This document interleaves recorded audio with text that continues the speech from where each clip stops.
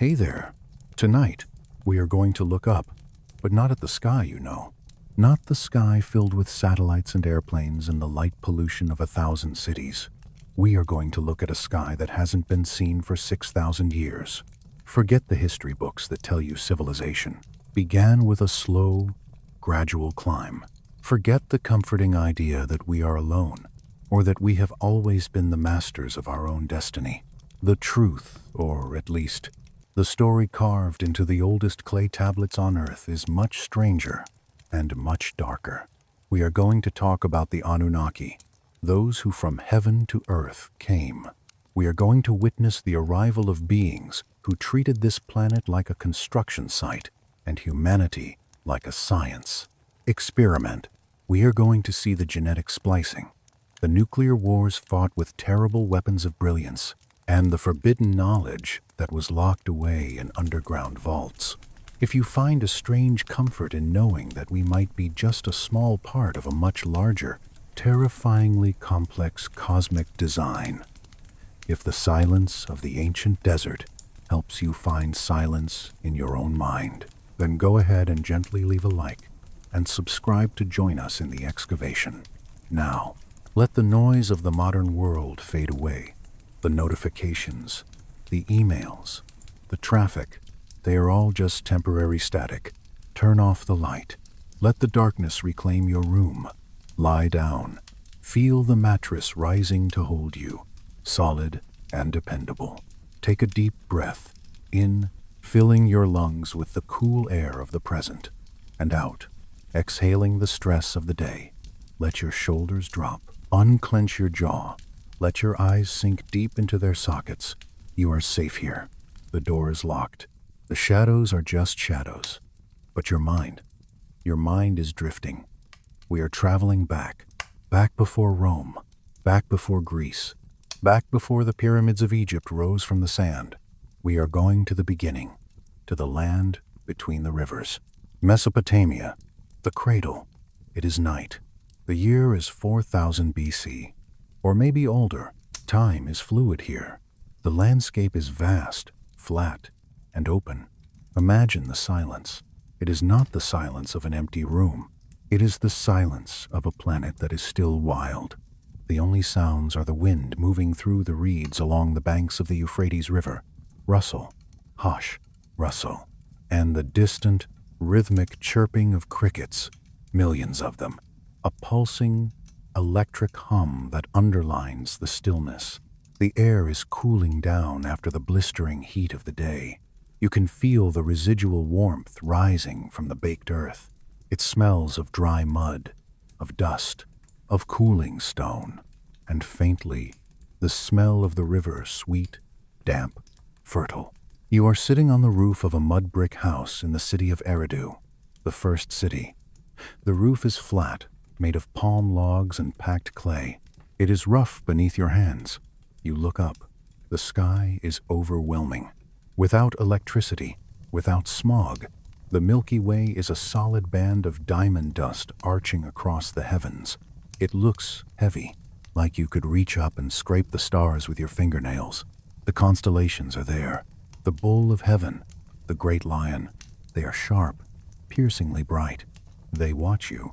To the people of this time, the stars are not balls of gas. They are entities. They are the eyes of the gods. And tonight, the gods are close. Let's focus on a figure sitting nearby. A scribe. He is an old man. His skin is weathered by the sun, deep wrinkles etched around his eyes like river channels. He is sitting cross-legged by a small oil lamp. The lamp is just a clay bowl filled with sesame oil, with a floating wick. Flicker, sputter, glow. The flame casts long, dancing shadows against the mud wall. The smell of the burning oil is thick, nutty, and smoky. He holds a tablet of wet clay in his left hand. It is cool, heavy, damp. It smells of the riverbed, the primal earth. In his right hand, he holds a stylus, a reed cut from the riverbank, sharpened to a triangular point. He presses the stylus into the clay. Press, lift, press, lift. He is not writing with ink. He is sculpting language, cuneiform, wedge-shaped marks. He is recording a story that was old even for him. He is writing about the first time. Watch his hand. It is steady. He moves with a rhythm. The silence of the night surrounds him. He pauses. He looks up at the sky. He is not looking at the stars with wonder. He is looking with memory. He is remembering the stories his grandfather told him. Stories of a time when the sky was not silent, when the silence was broken by a sound that shook the mountains. Let's drift into that. Memory. Let's go back even further, to the arrival. Imagine the sky changing. Not a storm, not a cloud, but a new star. A star that moves. A Shem. A skyboat. It appears as a point of light, brighter than Venus, brighter than the moon. It grows. It turns from white to red, from red to a blinding, fiery gold, and then the sound. It starts as a vibration in the soles of your feet. A low frequency thrumming. The water in the river begins to ripple. The reeds begin to shake. The birds in the marshes go silent. The dogs in the village start to howl. A woo. The sound builds. It becomes a roar. Like 1,000 thunderstorms condensed into a single point. Ro-a-r. The air pressure changes. Your ears pop. You feel a static charge on your skin. The hair on your arms stands up. The sky is torn open. A craft descends. It is not a cloud. It is metal, or something like metal. It gleams. It reflects the fire of its own descent. It is geometric, perfect, unlike anything in nature. It hangs over the plain of Shinar. Dust rises up to meet it. Great billowing clouds of sand and grit. Whoosh! The heat from the craft bakes the ground.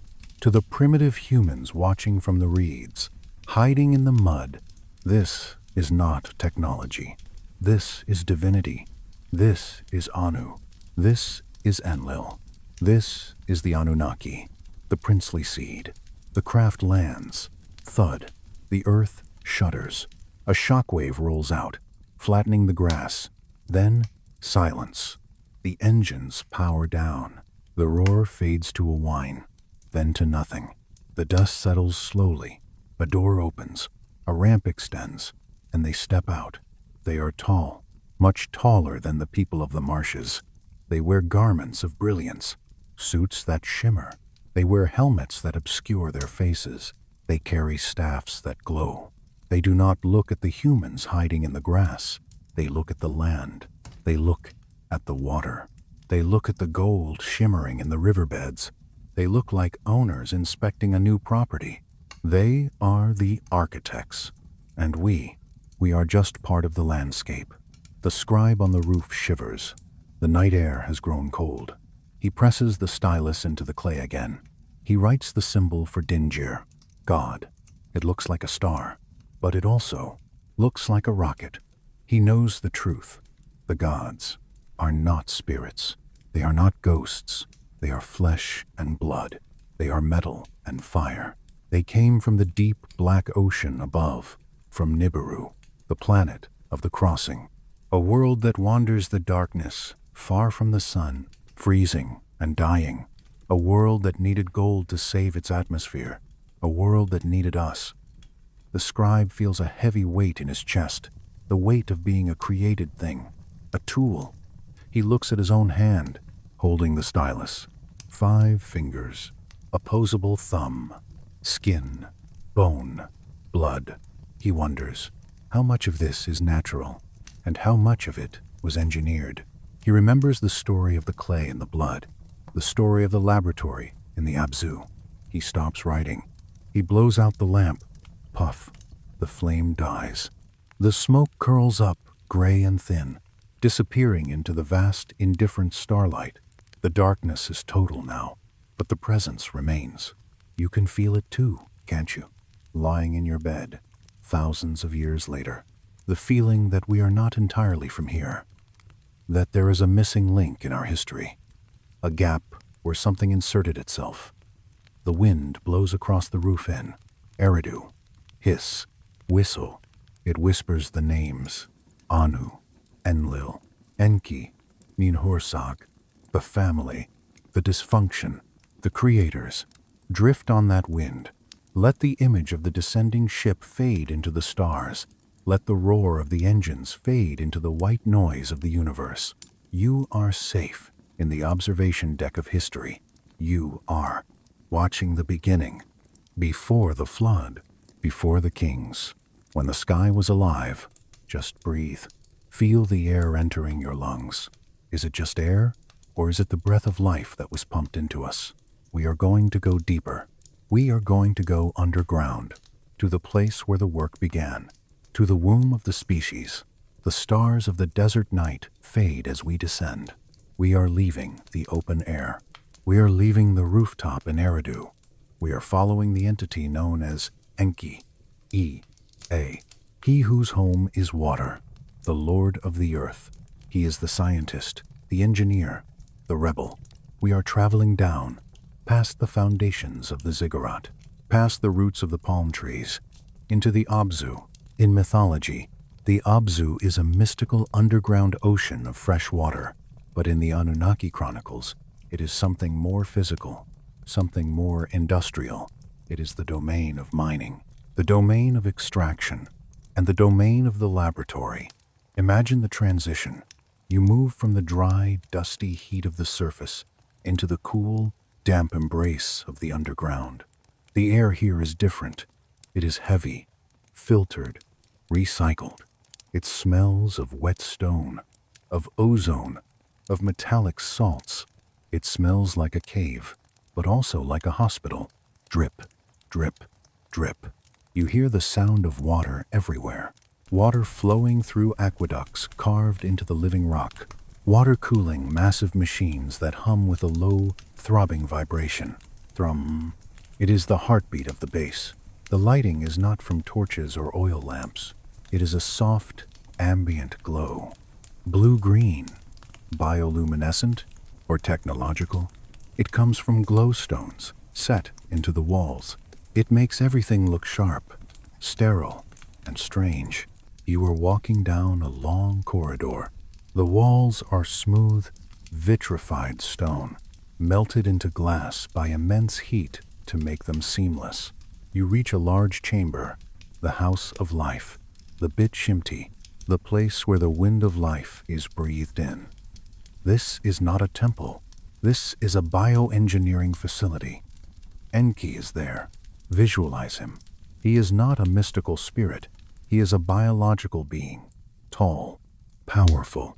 His skin might be pale, almost luminous in the dim light. He wears the coat of a scientist, perhaps white linen, perhaps something synthetic. He looks tired. The weight of a dying planet is on his shoulders. Nibiru needs gold. The gold needs miners. But the miners, the lesser Anunnaki, the Igigi, have rebelled. They are tired of the toil. They are tired of the dust and the dark. They burned their tools. They surrounded Enlil's house, screaming for relief. So Enki proposed a solution. A Lulu, a primitive worker, a creature smart enough to take orders, sturdy enough to hold a pickaxe, but docile enough to obey. He looks at the creatures in cages along the wall. Homo erectus, or maybe early Homo sapiens. Wild men. They are hairy. They crouch. They grunt. They have fire in their eyes, but it is a wild, animal fire. Enki needs to tame that fire. He needs to direct it. He is joined by Ninhursag, the mother goddess, the chief medical officer. She is preparing the vat, the mixing bowl. It is a large vessel, made of shining copper, or perhaps gold. Let's slow down and focus on the ingredients. This is the recipe for humanity. First, the clay, teat. It is brought from the banks of the Abzu. Imagine the texture, cool, slick, gray-brown mud. It is heavy with minerals. It is the stuff of the earth. It represents the physical body, the bone, the muscle, the connection to this planet. Ninhursag plunges her hands into it. Squish, squelch. She kneads it. Like a baker kneading dough. She removes the impurities, the pebbles, the roots. It must be pure. Second, the blood. This is the forbidden element. The text says they sacrificed a god, Tei-Ma, a god who had reason. In the ancient astronaut view, this is genetic material, DNA, essence.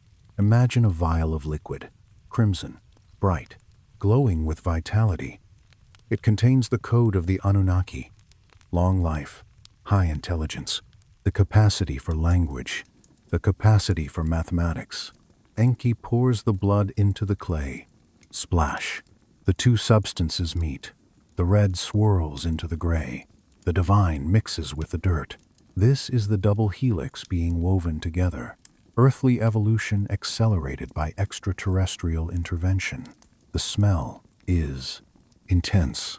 Iron, copper, wet earth, and something electrical. The smell of a storm about to break. Enki and Ninhursag chant. Hum, chant. Hum.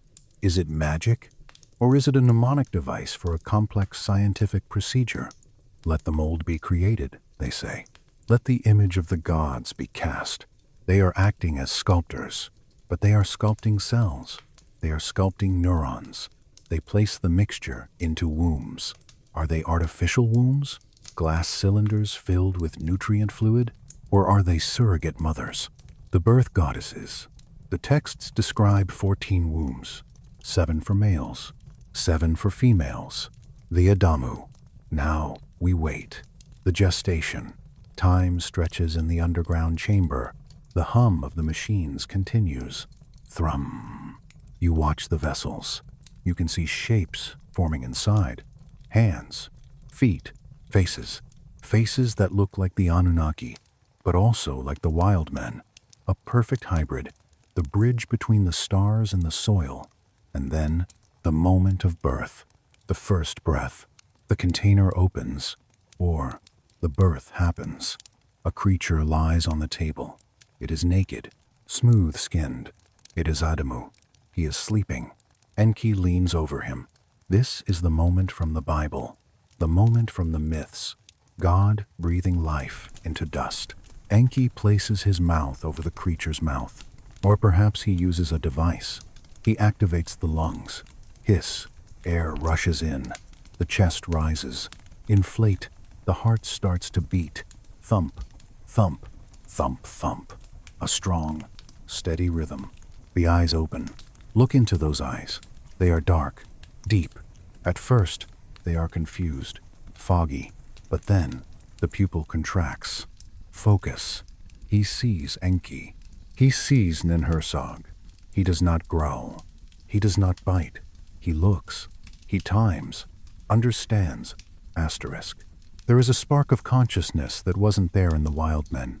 He tries to speak, gurgle, grunt, and then a sound, a syllable. He is trying to name the things he sees. Enki smiles. It is a proud smile, but also a sad one, because he knows what life awaits this creature. He has not created a king. He has created a slave, a being designed to toil in the dark mines, to carry the basket, to build the wall. He has given Adamu intelligence, yes, but he has also given him the capacity for suffering, the capacity to know he is a slave, the capacity to look at the stars and feel a terrible, aching homesickness that he cannot explain, because half of him belongs up there. Adamu tries to sit up. His limbs are heavy. The gravity of earth pulls at him. He looks at his hands. He turns them over. Lines on the palms. Fingerprints. The map of his destiny. He feels the cold air of the laboratory on his skin. He shivers. Shiver. Ninhursag wraps him in a cloth. She holds him. "My hands have made it," she whispers. It is a tender moment. Even in a laboratory, even in a genetic experiment, there is the connection of creation, the mother and the child. But the context is dark. Outside the house of life, the pickaxes are waiting. The baskets are waiting. The gold mines of the Abzu are waiting. But for now, in this quiet, glowing chamber, there is only the miracle of life, the impossible hybrid. You, us, Feel your own body lying in bed right now. Feel the weight of your bones. That is the clay. That is the earth. Feel the racing of your thoughts, the complexity of your mind. That is the blood. That is the sky. You are a walking contradiction, a creature of mud that dreams of angels. This is your origin story. Not a garden of paradise, but a clean, cold room deep underground. Not a gift, but a job. And yet, Enki gave us something else too. Something he wasn't supposed to give. He gave us the Te-I-Ma, the reason, the spirit. He made us too smart. Smart enough to eventually put down the tools. Smart enough to learn to read. Smart enough to write the story down on clay tablets. Smart enough to eventually look back and ask, who are we? The lights in the laboratory dim. The procedure is a success. Adamu sleeps again. A natural sleep this time. His chest rises and falls. In, out, in, out. The rhythm of human life begins. The water in the Abzu flows on. Trickle, splash, flow, carrying the secrets away into the deep. The hum of the Anunnaki machines creates a white noise, a drone that fills the room. Let that drone fill your room now. A steady, protecting vibration. You are the result of the greatest experiment in history, and the experiment was a success. You are here. You are alive. You are conscious. You are the legacy of the stars. Let that thought settle in your mind like a heavy stone in deep water, sinking, sinking, past the worry, past the questions, into the DNA, into the cellular memory. Rest now, Adamu. Rest now, child of the clay. The work is done for today. The minds are closed. The gods are sleeping. Drift. Float in the amniotic fluid of the ancient past. Sleep. The hum of the laboratory fades. The image of the first human taking his first breath dissolves into the mists of time. We are moving now. We are leaving the damp, enclosed safety of the underground. We are traveling forward in time, but also outward in space. We are going to a place of quiet study, a place of dust and shadows. Berlin. The Vorderasiatisches Museum. It is night here too. The museum is closed. The tourists are gone. The halls are silent. Click, clack, click. Your footsteps echo on the polished marble floor. You are walking past the Ishtar Gate. Blue glazed bricks shimmering in the moonlight, coming through the skylights.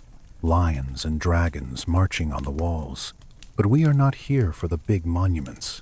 We are here for something small, something tiny. You stop at a glass case. Inside, resting on a bed of velvet, is a cylinder seal. It is small, only an inch or so high, made of hard, dark stone, hematite or obsidian. It is catalogued as VA 243, a boring name for an object that might hold the secret of our solar system. Lean in closer. Press your forehead against the cold glass. Cool. The seal is 4,500 years old. Someone carved this, a master craftsman in Akkad or Sumer. He held it in his warm hand.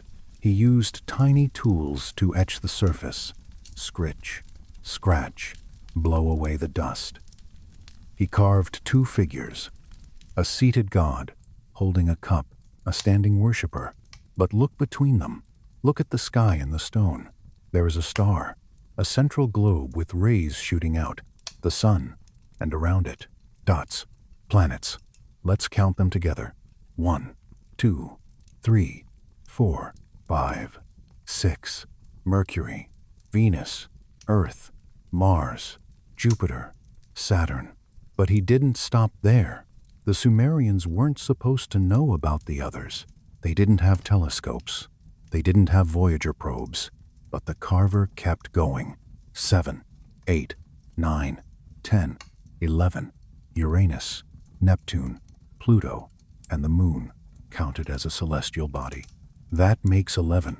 But there is one more dot, a large one, passing high above the others, the 12th body, the planet of the crossing. Nibiru. Nibiru. The Pan. Word itself sounds heavy, ancient. It means the ferry, or the intersection. It is the home of the Anunnaki. Let's leave the museum. Let's leave the Earth entirely. We are going to find this planet. We are floating up, past the moon, past Mars. We are entering the deep, deep black. This is the domain of Nibiru. It is not like Earth. Earth is a creature of the Sunday. We hug the fire. We stay close, in the warm zone. But Nibiru? Nibiru is a nomad, a wanderer. Its orbit is not a circle. It is a long, stretched out ellipse. Like a rubber band pulled until it snaps. For most of its life, Nibiru is out there, in the Oort cloud, in the Kuiper belt, in the freezing void where the sun is just a bright star, no bigger than the others. Imagine living on that world. It is a giant planet, reddish, glowing with its own internal heat. It has to. The sun is too far away to warm it. It generates its own warmth from a molten core, radiating up through the surface. A geothermal world. The sky there is perpetually dark, or a twilight red. The plants, if there are plants, are not green. They are dark, purple, or black, designed to absorb heat, not light. The oceans are warm, but the air is cold. It is a world of eternal winter, kept alive by the fire below. And the people, the Anunnaki, they are tall, slow. Time moves differently for them. 1 year on Nibiru, one orbit around the sun is 3,600 Earth years. A shar. Imagine that. To them, our entire recorded history, from the pyramids to the iPhone, is just times 1 year asterisk. One single trip around the sun. We are mayflies to them. We are flashes of light that burn out in a microsecond. They watch us. They wait. Imagine the sensation of that orbit, the aphelion, the furthest point. Nibiru is turning in the deep dark. It is slow, heavy, creaking. It hangs at the edge of the solar system. And then, gravity catches it. The sun pulls. Come back. The planet begins to fall. It falls towards the inner solar system. It picks up speed. Whoosh! It accelerates. It is a wrecking ball swinging back towards the construction site. The Anunnaki on board or on the planet look out their windows. They see the sun growing larger, brighter. They see the tiny blue dot of Earth, Ki, the seventh planet, counting from the outside in. They feel the anticipation. They need Earth. Why? Because Nibiru is dying. The atmosphere of their planet is leaking. The internal heat is escaping into space. The shield is failing. They are freezing. The gardens are turning to ice. The cities are getting cold. They need a shield. They need particles to suspend in their atmosphere to reflect the heat back in, to create a greenhouse effect. And what is the best material for reflecting heat and light? Gold. Pure atomic gold. Not for jewelry, not for coins, not for vanity, for survival. They are not greedy conquerors. They are desperate refugees. They look at Earth and they don't see beauty. They see resources. They see a floating warehouse of gold. And they are coming to collect, to feel the gravity of the approach. As Nibiru gets closer, the other planets feel it. Mars trembles. The asteroid belt shifts. The hammer is coming down. On Earth, the tides rise. The volcanoes wake up. Rumble. Shake. Rumble. The ancients saw it. They called it the Red Star, the Dragon, the Destroyer, or the Lord. They didn't understand orbital mechanics. They only understood power. And Nibiru is power. It swings around the Sunday, the perihelion, the closest point. This is the moment of contact.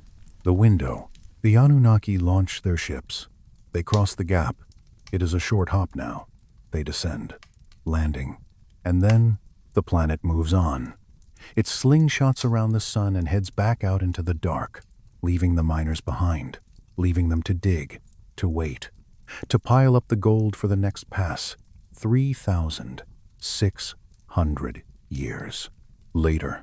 Think about that waiting, being left on a strange, hot, bright, watery planet, watching your homeworld shrink into a star, then vanish, knowing you will not see it again for generations.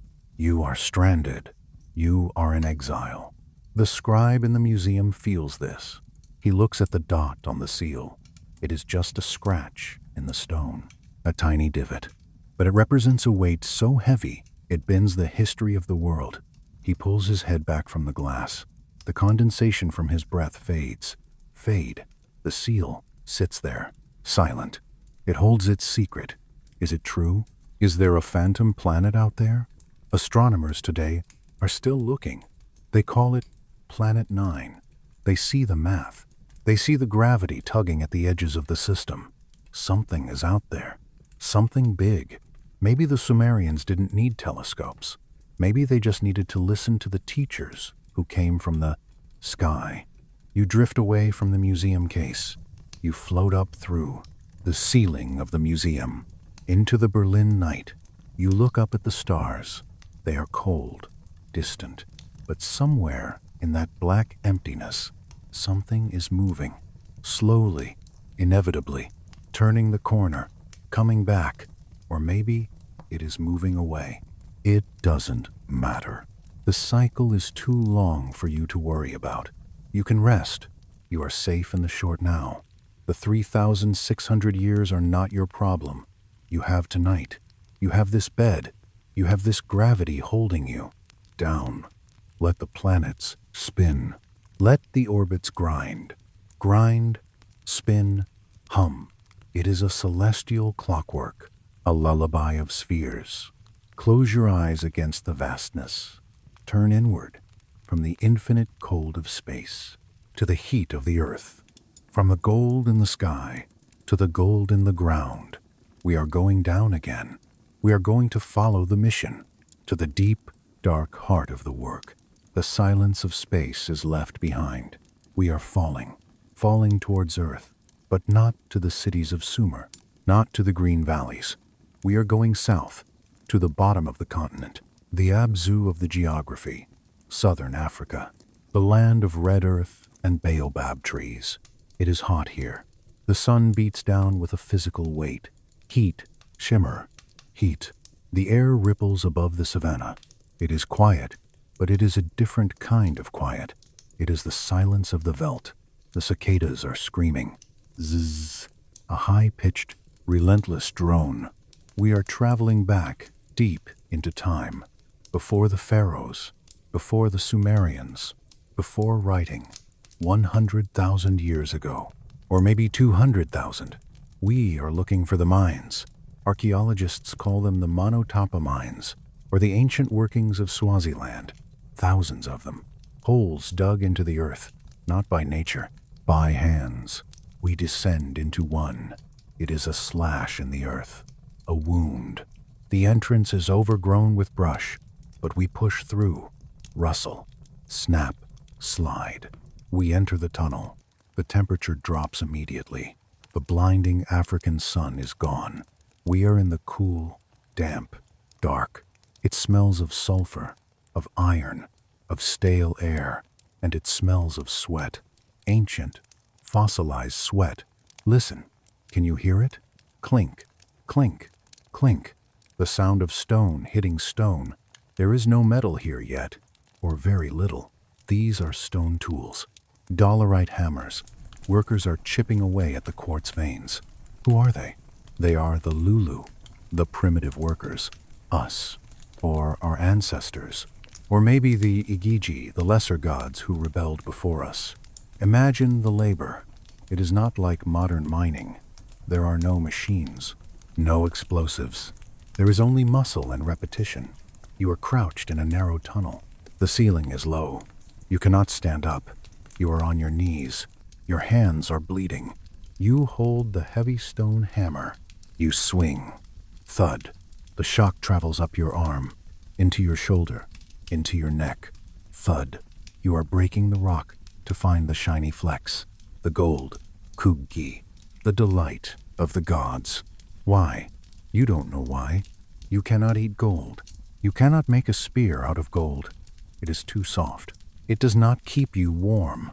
To a primitive human, gold is useless. It is just a pretty rock. But the tall ones, the shining ones, they want it. They demand it. They measure it. They stand at the entrance of the mine with their glowing staffs, watching. So you dig. You dig because you fear them. You dig because they engineered you to dig. It is in your DNA. The compulsion to work. The compulsion to gather. You chip out a piece of quartz with a vein of gold running through it. It glitters in the torchlight. Sparkle. It is beautiful, seductive, but it is heavy. You put it in a basket, a woven reed basket. You drag the basket up the tunnel. Scrape, drag, scrape. The dust fills your lungs. Silica dust. It coats your throat. It makes you cough. Cough, wheeze. This is the price of the atmosphere of Nibiru. The lungs of the worker are sacrificed for the lungs of the planet. You reach the surface. The light hurts your eyes. You dump the rocks into a pile. There are mountains of crushed rock here. The tailings, evidence of industrial-scale activity in a Stone Age world. Other workers are crushing the rock. Grind, grind, grind, using heavy millstones, rolling stones. They grind the rock to powder. Then they wash it. Water flows through sluices made of wood or sheepskin. Splash, swirl. The heavy gold settles. The lighter dust washes away. It is a factory that spans a continent. But where does it go? Look up. In the sky, a Shem is waiting. A cargo ship. It hovers silently. Anti-gravity? Or just immense engines? It sends down a beam or a platform. The gold is loaded. Ingots, dust. It doesn't matter. It is pure mass. It rises. It leaves the Earth. It docks with the orbiter. The orbiter waits for the ferry. The ferry waits for the planet. It is a supply chain that stretches across the solar system, and you are at the bottom of it. You, the miner. You rub your sore shoulders. You look at your hands. They are stained with red dust. You feel a deep, bone-weary exhaustion. This is the burden mentioned in the texts, the heavy basket, the yoke. But there is peace in the exhaustion. The work is done for the day. The sun is setting over the African plain. The sky turns purple and red. The tall ones retreat to their shining houses. You go to your shelter, a simple hut of grass and mud. You lie down on a mat. The ground is hard, but it supports you. You close your eyes. You can still hear the clink, clink, clink in your head. It is the rhythm of your heart. But you are safe now. The mind cannot hurt you in your sleep. You dream. You don't dream of gold. You dream of water. You dream of the gazelle running on the plain. You dream of freedom. Enki promised you freedom, eventually. Or maybe you just take it. In your sleep, you are not a worker. You are a spirit. You float up out of the mine shaft. You float over the piles of waste rock. You float over the ships of the gods. You look down at the gold. It looks silly from up here. Just yellow dust. Why? Do they care so much? You pity them. The gods are slaves to their atmosphere. They are slaves to the gold. But you can breathe the air of Earth. You are adapted. You are home. This is your times planet. They are just guests. Desperate, greedy guests. They will leave one day. The gold will run out. Or they will have enough. And they will go back to their wandering star. And you will stay. You will inherit the Earth. The mines will collapse. The tunnels will fill with water. Grass will grow over the spoil heaps. The memory of the labor will fade into myth. But the gold that is left, we will wear it. We will put it in our teeth. We will put it on our fingers. We will turn the symbol of our slavery into the symbol of our love. Wedding rings, necklaces, crowns. We will take it back, but that is the future. For now, you are just tired, deeply, historically tired. The tiredness of a species that has worked hard for a very long time. Let that tiredness weigh you down. It is a good weight. It is the weight of survival. We survived the mines. We survived the Ice Age. We survived the flood. We are tough. We are made of strong stuff, teat, clay, and blood. You feel the warmth of the African earth beneath you. It holds you like a mother. Rest, it says. Rest, my worker. Rest, my child. The gold is gone. The gods are gone. There is only the silence of the stone. Clink, fading, clink, softer, clink, silence. The hammer drops. The hand relaxes. The breath slows. You are descending, not into the mine, but into the dark, velvet, gold-flecked tunnel of sleep. It is rich there. It is quiet there. You are free there. Drift, sink, sleep. The pickaxes of the mines have fallen silent. The dust of the gold has settled. We are leaving the physical labor of the Abzu. We are ascending. We are traveling north to the heart of the Sumerian world, to the city of Nippur, the Dur-Anki, the bond of heaven and earth. This is not a city of men. This is the city of the command. Imagine standing at the base of the great ziggurat, the Eker, the mountain house. It rises from the flat plain like a stairway to the stars, brick upon brick, layer upon layer. It is massive. It blocks out the moon. It casts a shadow that feels heavy, cold, and absolute. You are walking up the stairs, step, step, step. The stairs are steep. They force you to bow your head. They force you to look at your feet. You are climbing towards the council chamber. The air gets thinner as you climb, or maybe it just feels heavier. The atmosphere is charged with static electricity. You can feel it in your teeth. You can feel it in the hair on your arms. This is the melem, the divine radiance, the terrifying aura that surrounds the Anunnaki elite. It is not just light. It is pressure. It is the feeling of being in the presence of a predator that is also a nuclear reactor. You reach the top, the entrance to the sanctuary. There are no doors, just a curtain of woven gold and lapis lazuli beads. You push through it. Rattle, clatter, hush. You are inside. The room is vast. The ceiling is lost in shadows. The walls are lined with polished diorite black stone that absorbs the light.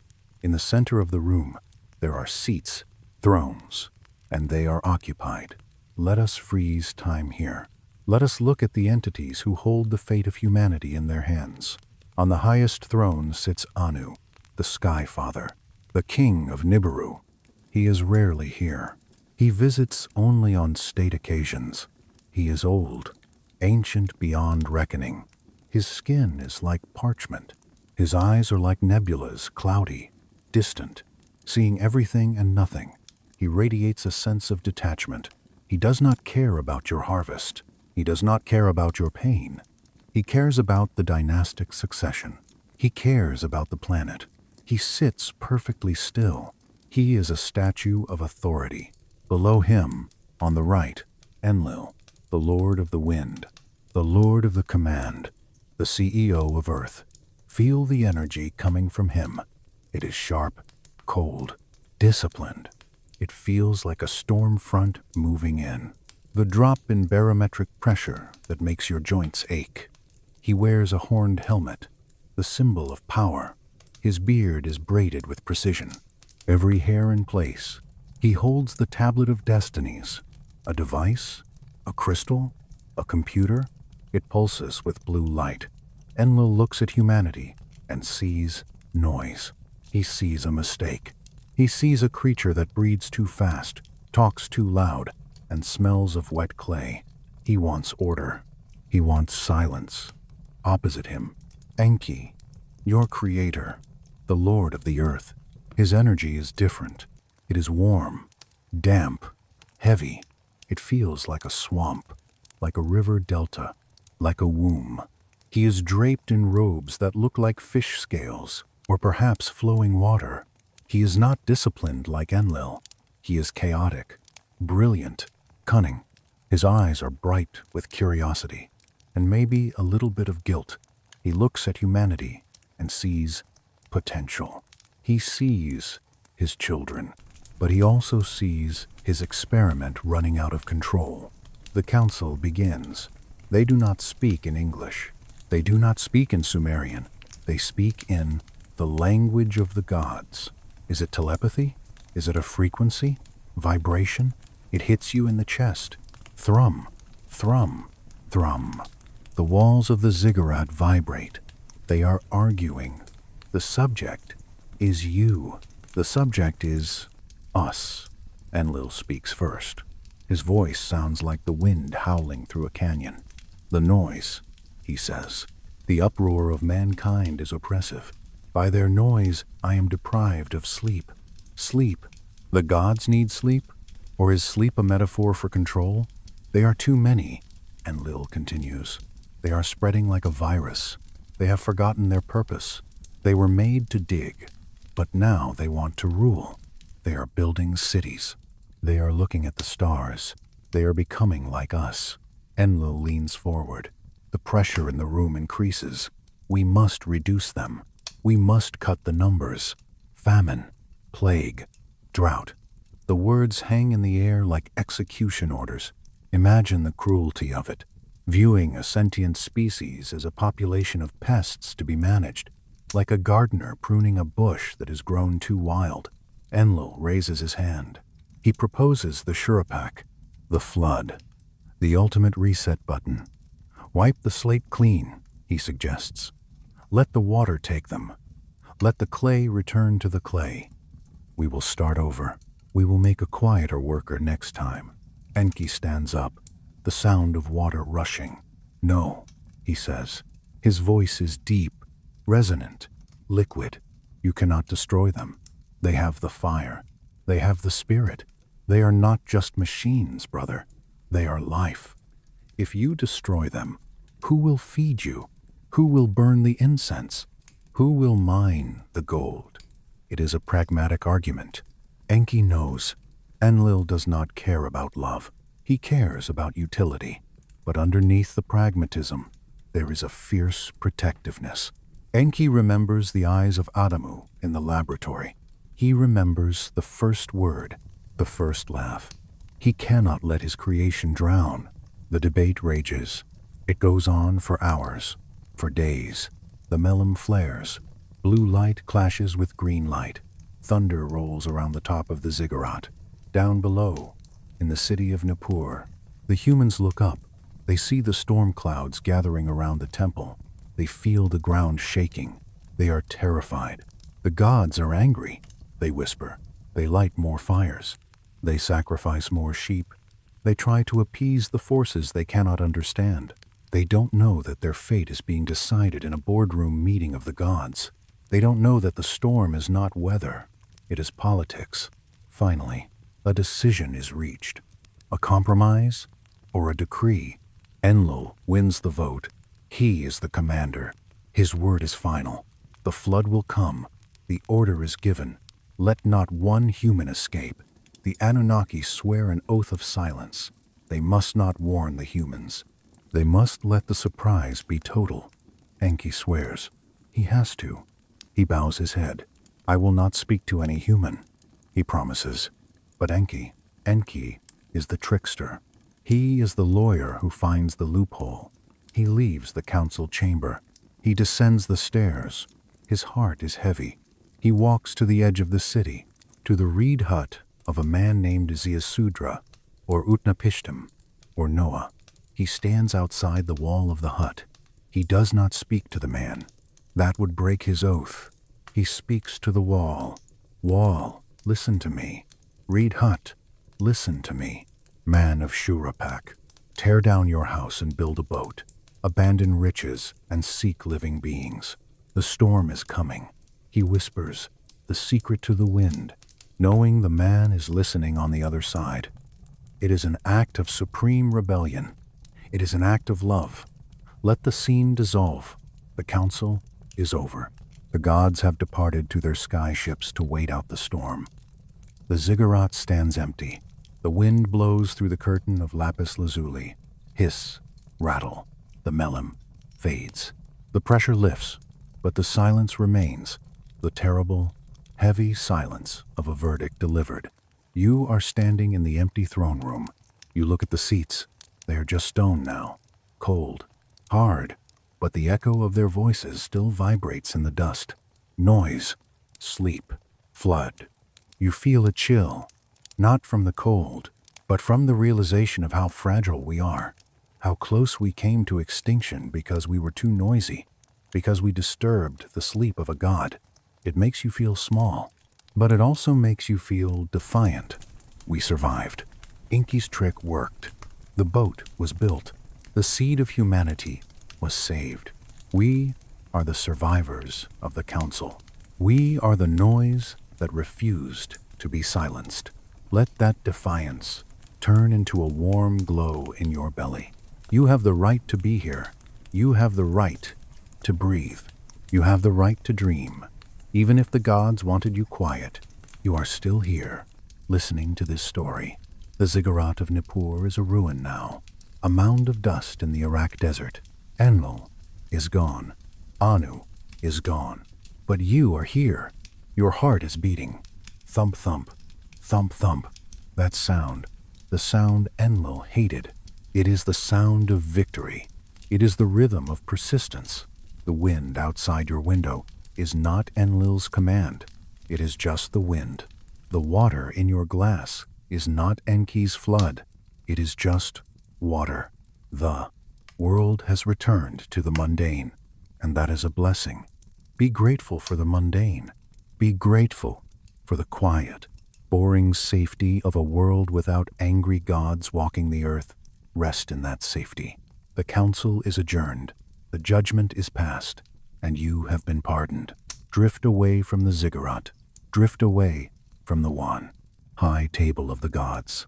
Float down the stairs, back to the reeds, back to the river, back to the simple, quiet life of the earth. Sleep. Sleep with the knowledge that you survived the storm. Sleep. The flood has receded. The mud has dried. The civilizations have rebuilt.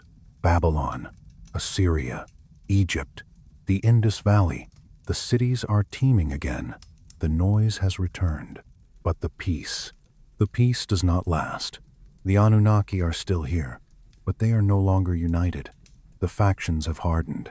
The rivalry between Enlil and Enki has trickled down to their children, Ninurta, Marduk, Nergal, Inanna, the second generation. They are younger, fiercer, more ambitious. They do not just want to rule, they want to conquer. They carve up the earth into territories. This is my land. These are my humans. And when boundaries are drawn, wars begin. But these are not wars fought with spears and arrows. These are wars in the heavens. We are going to witness something that should not exist in the ancient record. We are going to witness the unleashing of the weapons of terror, the Gandiva, the Brahmastra, the evil wind, descriptions that sound impossibly, terrifyingly like nuclear warfare. Let's travel to the Sinai Peninsula, the place of the celestial chariots, the spaceport. It is a forbidden zone, a place of landing pads and silos. It is the prize.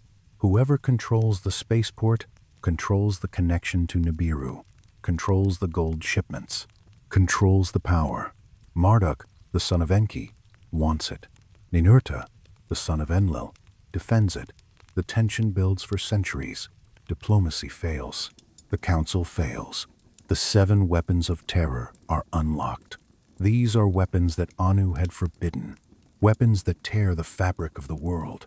Nergal, the god of the underworld, is the executioner. Imagine him. He does not wear robes. He wears armor that glows. He stands in the control room, or perhaps in the cockpit of a skybird. He holds the activation key. He counts down, not in numbers, but in heartbeats. Thump, thump, thump. Release. He unleashes the first weapon, the one that burns. Let's slow this down. We are going to watch an ancient nuclear explosion in extreme slow motion. The missile, or the beam, descends from the sky. It is a streak of pure white light, brighter than the sun. It touches the ground, the Sinai. For a microsecond, there is silence. The light is faster than sound. The sand creates a shadow before it vaporizes. Then, the heat, 10 million degrees. The temperature of the core of a star, brought down to the surface of the earth. The sand does not just burn. It changes state. It turns instantly into liquid glass, green glass, trinitite. You can still find it there today, scattered across the desert. Evidence of a heat that nature cannot produce. Then, the shock wave. Boom! It expands outward, in a perfect circle. It flattens the mountains. It evaporates the Dead Sea. The spaceport is gone, vaporized, erased from history. But the weapon is not done. It targets the cities of the plain, Sodom, Gomorrah, and 3 others. They have sided with Marduk. They are evil in the eyes of the Enlilites. The weapon falls on them, fire and brimstone from heaven. Imagine the people in the streets. They look up. They see a second sun blooming in the sky. They don't have time to scream. They are unmade. Their shadows are burned into the walls. The city walls crumble. The ziggurats melt like wax. The air itself catches fire. Whoosh! A vacuum is created. The oxygen is sucked out to feed the fireball. And then, the mushroom cloud. A pillar of smoke rising to the heavens. The smoke of the country went up as the smoke of a furnace. It twists. It churns. Black, gray, purple. It pierces the stratosphere. It looks like a giant, poisonous flower growing out of the death of civilization. The silence that follows is absolute. No birds, no crickets, no wind, just the crackling of cooling glass. Snap, crackle, ping. But the horror is not over. The explosion was the easy part. Now comes the evil wind, fallout, the radiation cloud. The wind shifts. Enlil did not calculate this. The wind blows the cloud eastward, towards Sumer, towards the great cities, Eridu, Uruk, Nippur, the cradle of civilization. The cloud is invisible now.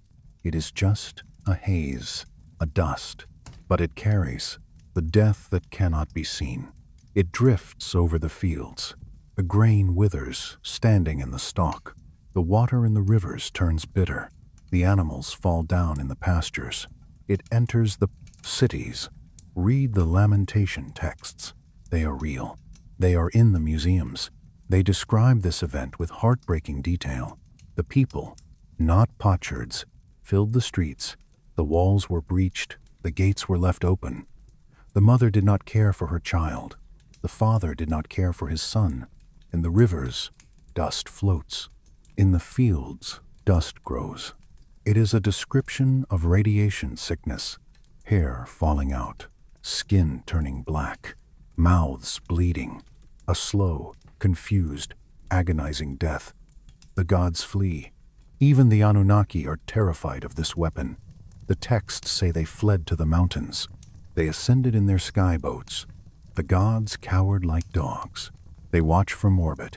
They look down at the brown stain spreading across the Fertile Crescent, the land they built, the humans they created, dying. Enlil watches. For, does he feel regret? Or does he just feel the cold logic of war? It had to be done, he might think, to stop Marduk. Marduk survives. He was in Babylon, and the wind missed Babylon. He claims victory. He claims the supremacy. But it is a victory over a graveyard. The Sumerian civilization ends here, 2024 BC, according to some chronologies. The sudden collapse, the abandonment of the cities. It wasn't an invasion. It wasn't a drought. It was the wind, the evil wind. Let the image of the mushroom cloud fade. Let the radiation disperse into the half-life of history. We are safe. We are thousands of years and thousands of miles away. But the memory is in our bones. Why do we fear the end of the world so much? Why do we have nightmares about the sky falling? Maybe because it happened. Maybe because we saw it. Our ancestors stood on the distant hills and watched the cities burn. They told the story around the fire. Don't make the gods angry. Don't build towers too high, or they will send the fire. It is a trauma, imprinted on the human species. But listen. Listen to the silence after the explosion. It is a terrible silence, yes, but it is also a clean slate. The radiation fades. The grass grows back. The glass turns back into sand. The earth heals. It always heals. The Anunnaki war destroyed the cities, but it didn't destroy the planet. Earth is stronger than their weapons. Life is stubborn. You are the proof of that stubbornness. You are the descendant of the survivors, of those who hid in the caves, those who walked away from the fallout, those who kept breathing when the air was poison. You have a resilience that is nuclear-proof.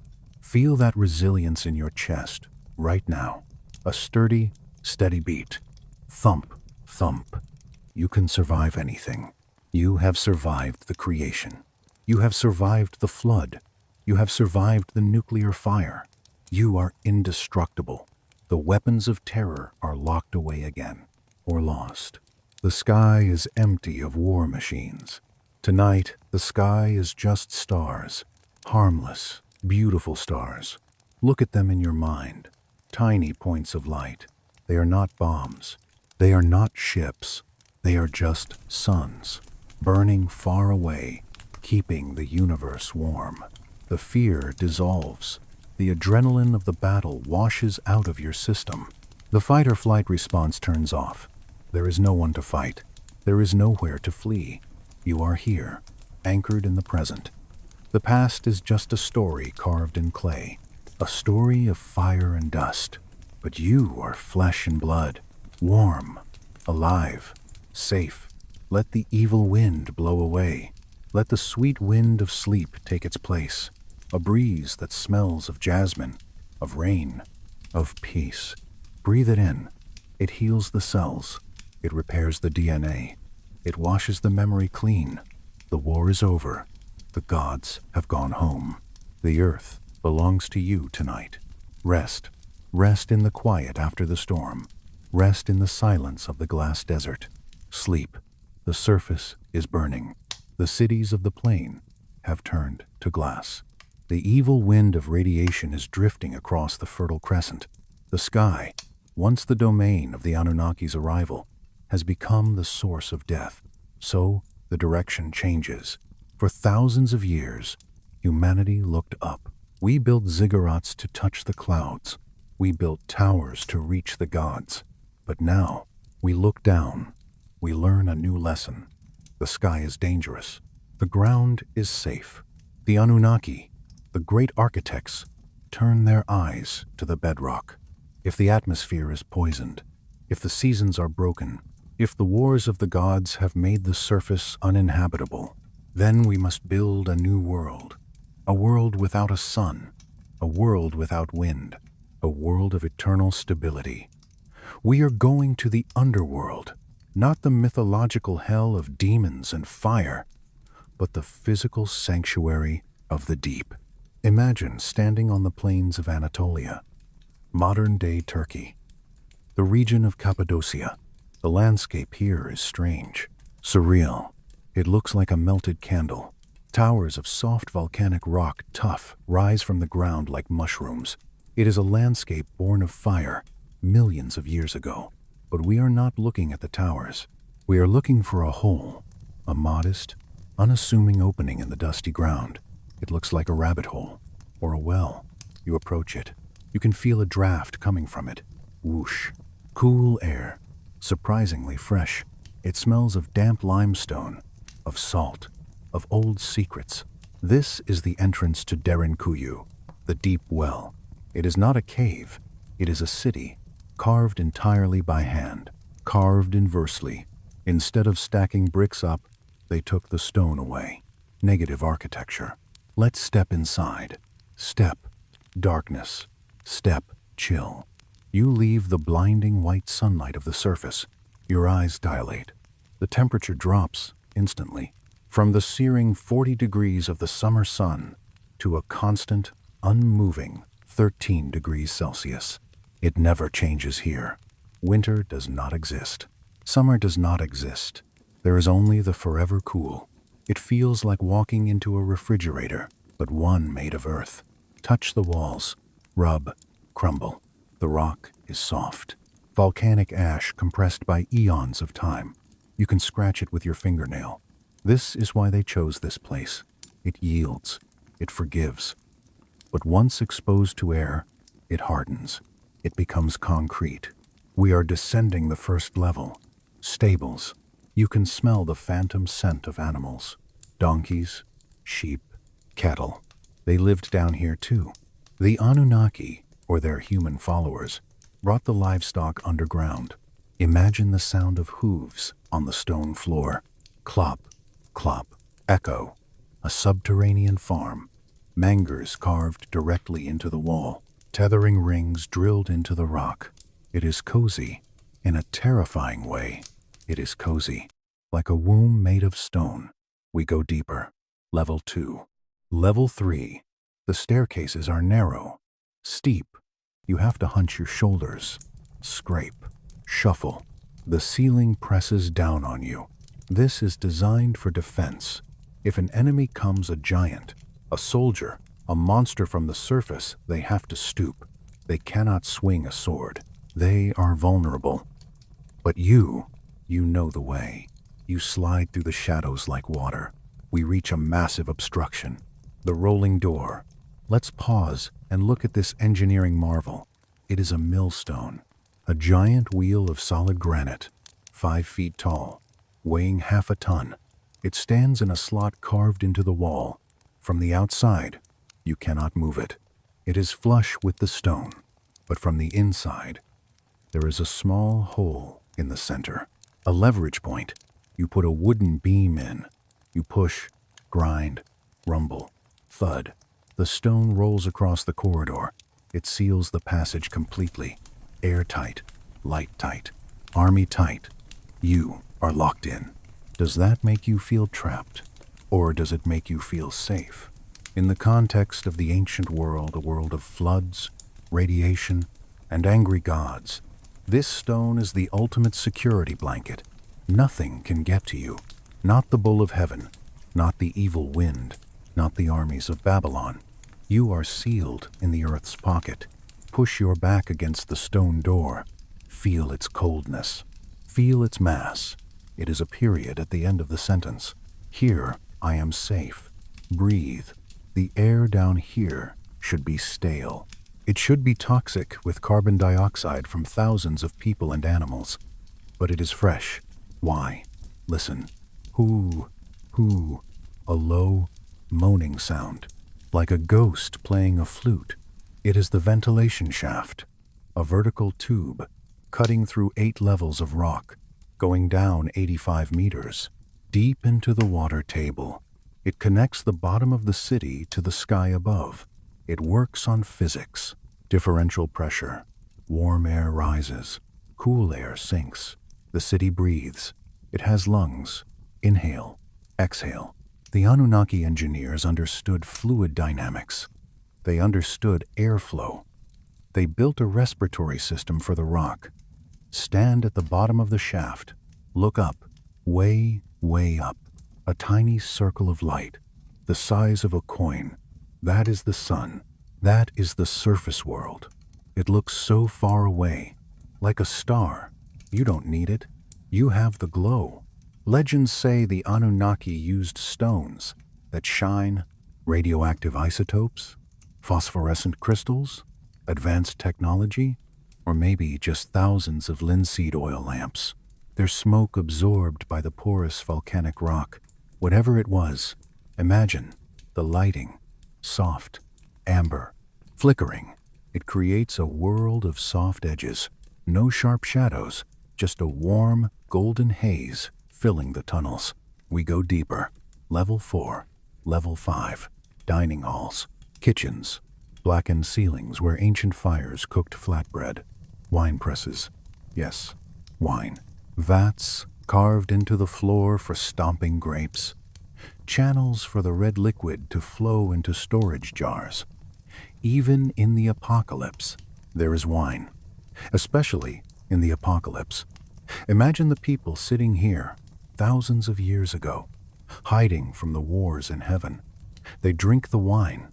They eat the bread. They tell stories. Do not go up, they whisper. The gods are fighting. Stay here in the rock. The rock loves us. They sleep in niches carved into the walls, curled up, fetal position, returning to the Earth Mother. The silence down here is profound. It is not the silence of an empty room. It is the silence of time's mass asterisk. Millions of tons of rock absorbing every vibration. No thunder can be heard here. No scream from the surface, just the heartbeat of the geology. Thump, thump. You feel drowsy. The air pressure is slightly higher down here. The oxygen is dense. It acts like a sedative. Nitrogen, narcosis of the dry land. You want to lie down in one of those niches. You want to become a fossil, safe, timeless, preserved. But we must go deeper. The Anunnaki did not stop at level 8. Level 8 is where the tourists stop today. But the ground-penetrating radar, the legends, they speak of more.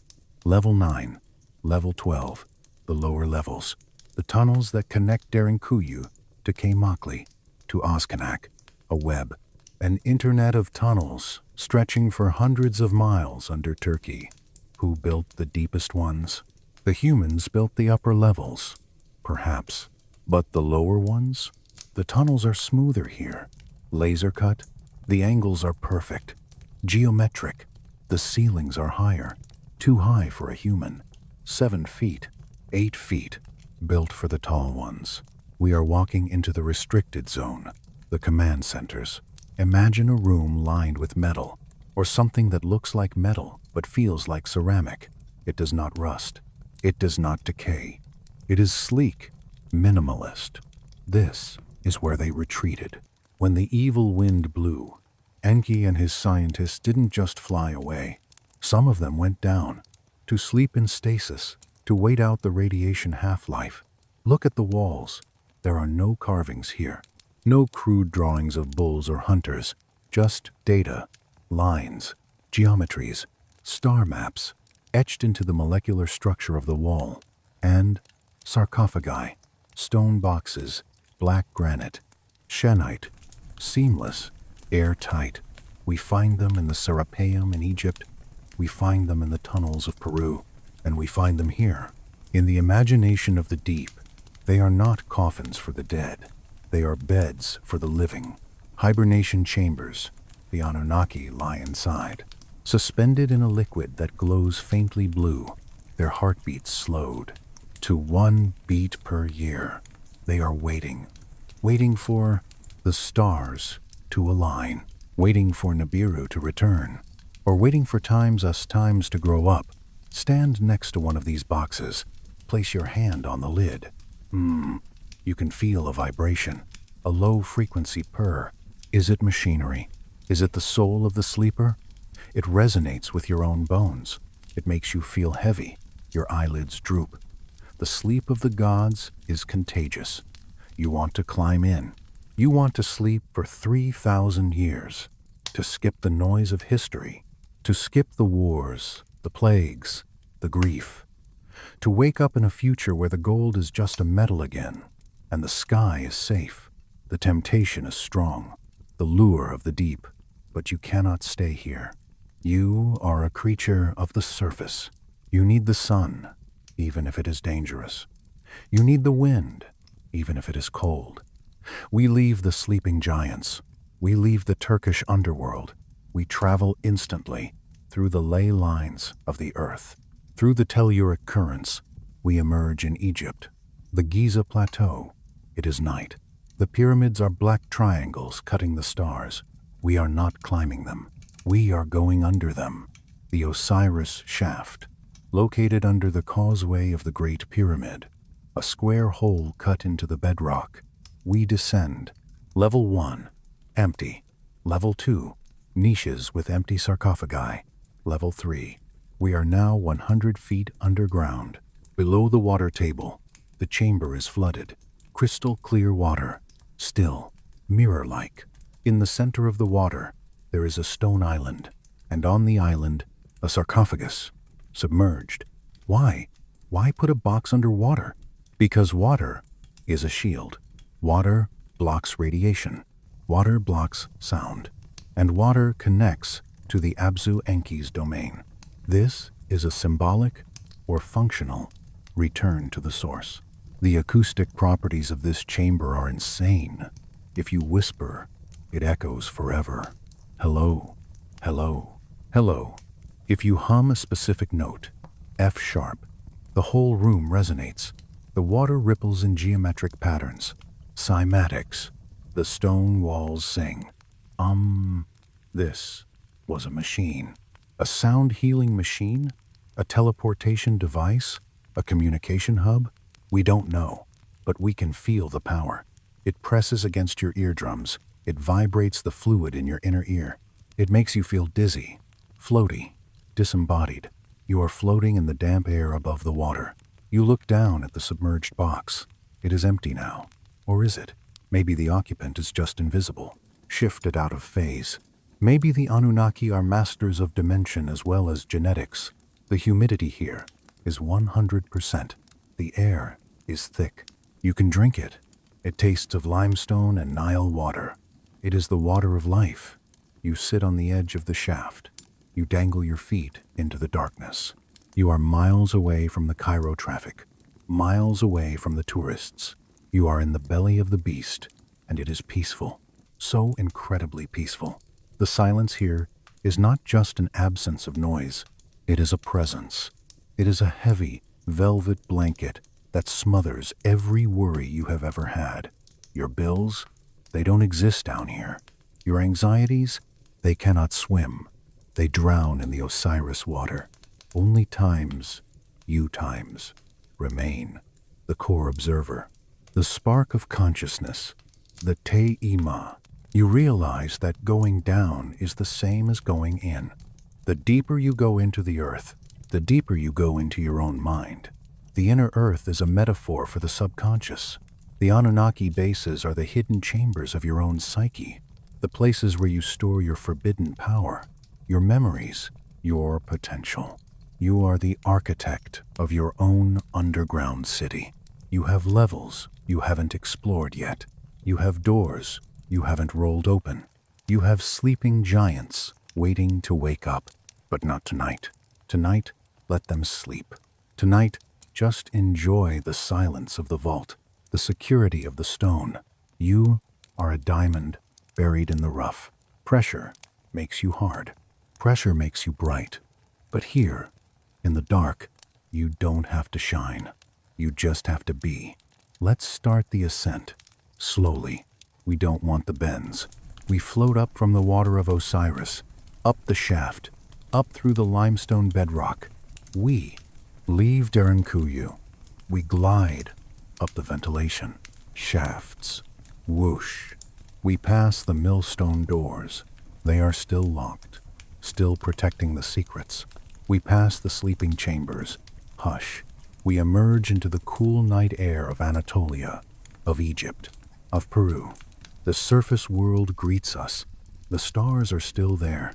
The same stars the Sumerian scribe looked at. But now, you know what lies beneath your feet. You are standing on a honeycomb. The earth is not solid. It is a house with many rooms, and you are standing on the roof. You lie down on the ground. The earth is cool. You press your ear to the soil. Can you hear it? Deep, deep, down, thrum. The faint, rhythmic vibration of the machines, or the breathing of the sleepers, or just the magma moving in the veins of the planet? It acts as a lullaby, a white noise generator from the core of the world. It vibrates through your mattress, through your pillow, into your skull. It aligns your brain waves. Alpha, theta, delta, slowing down. Heavy, stone heavy. You are turning into rock, not in a bad way, in a stable way. Your muscles are granite, unmoving. Your bones are limestone, ancient. Your blood is the underground river, flowing in the dark. You are safe. You are grounded. You are buried in the most comfortable way possible. Buried in sleep. The rolling door closes in your mind. Rumble. Click. The world is locked out. The light is locked out. There is only the forever cool of the inner chamber. Rest now. Rest in the sanctuary of the Anunnaki. Rest in the deep, quiet earth. Sleep. Sleep like a stone. Sleep. We have emerged from the deep earth. We have left the cold stone of Derinkuyu behind. But we are not returning to the noisy, chaotic present. We are stepping sideways into the quietest place in the ancient world, the library. Not a library of paper and ink, which rot and fade, but a library of earth itself, clay, bit tablet, the house of tablets. We are in Nineveh, or perhaps Sippar, or the sacred precincts of Nippur before the flood. The location doesn't matter. The atmosphere matters. It is a vast hall. The ceiling is high, supported by columns of cedar wood brought from the mountains of Lebanon. The air smells rich. Take a breath. It smells of dried river mud. It smells of cedar oil, used to preserve the shelves. It smells of dust, not dirty dust, but the clean, dry dust of history. Dry, muscular silence. The silence here is different from the cave. The cave was the silence of geology. This is the silence of times, data asterisk. Millions of thoughts, frozen in time. Look at the shelves. They are made of woven reeds, coated in bitumen, or carved stone. They stretch up into the shadows, and on them, the tablets, thousands of them, tens of thousands, rectangles of baked clay, some as small as a bar of soap, some as large as a shield. They are stacked neatly. Click, clack, the sound of a librarian moving them.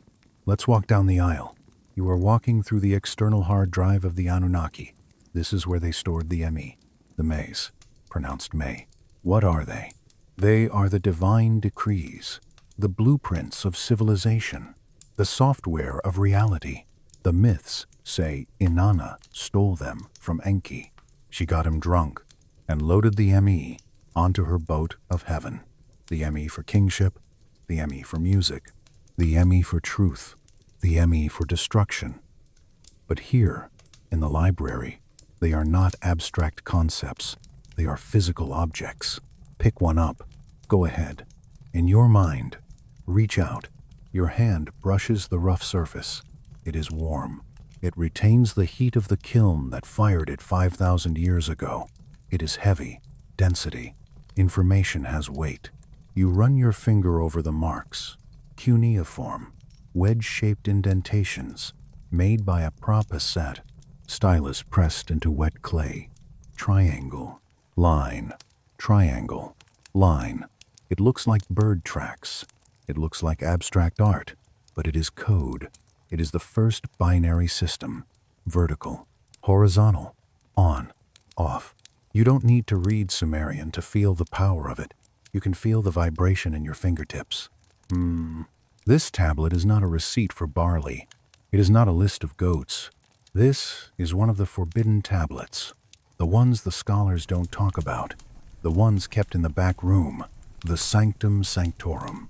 What is written here? Let's translate it together. Slowly, in the dark. It is a map, but not a map of the land. A map of the sky. The star catalog. Mull. API. But more advanced than we accept.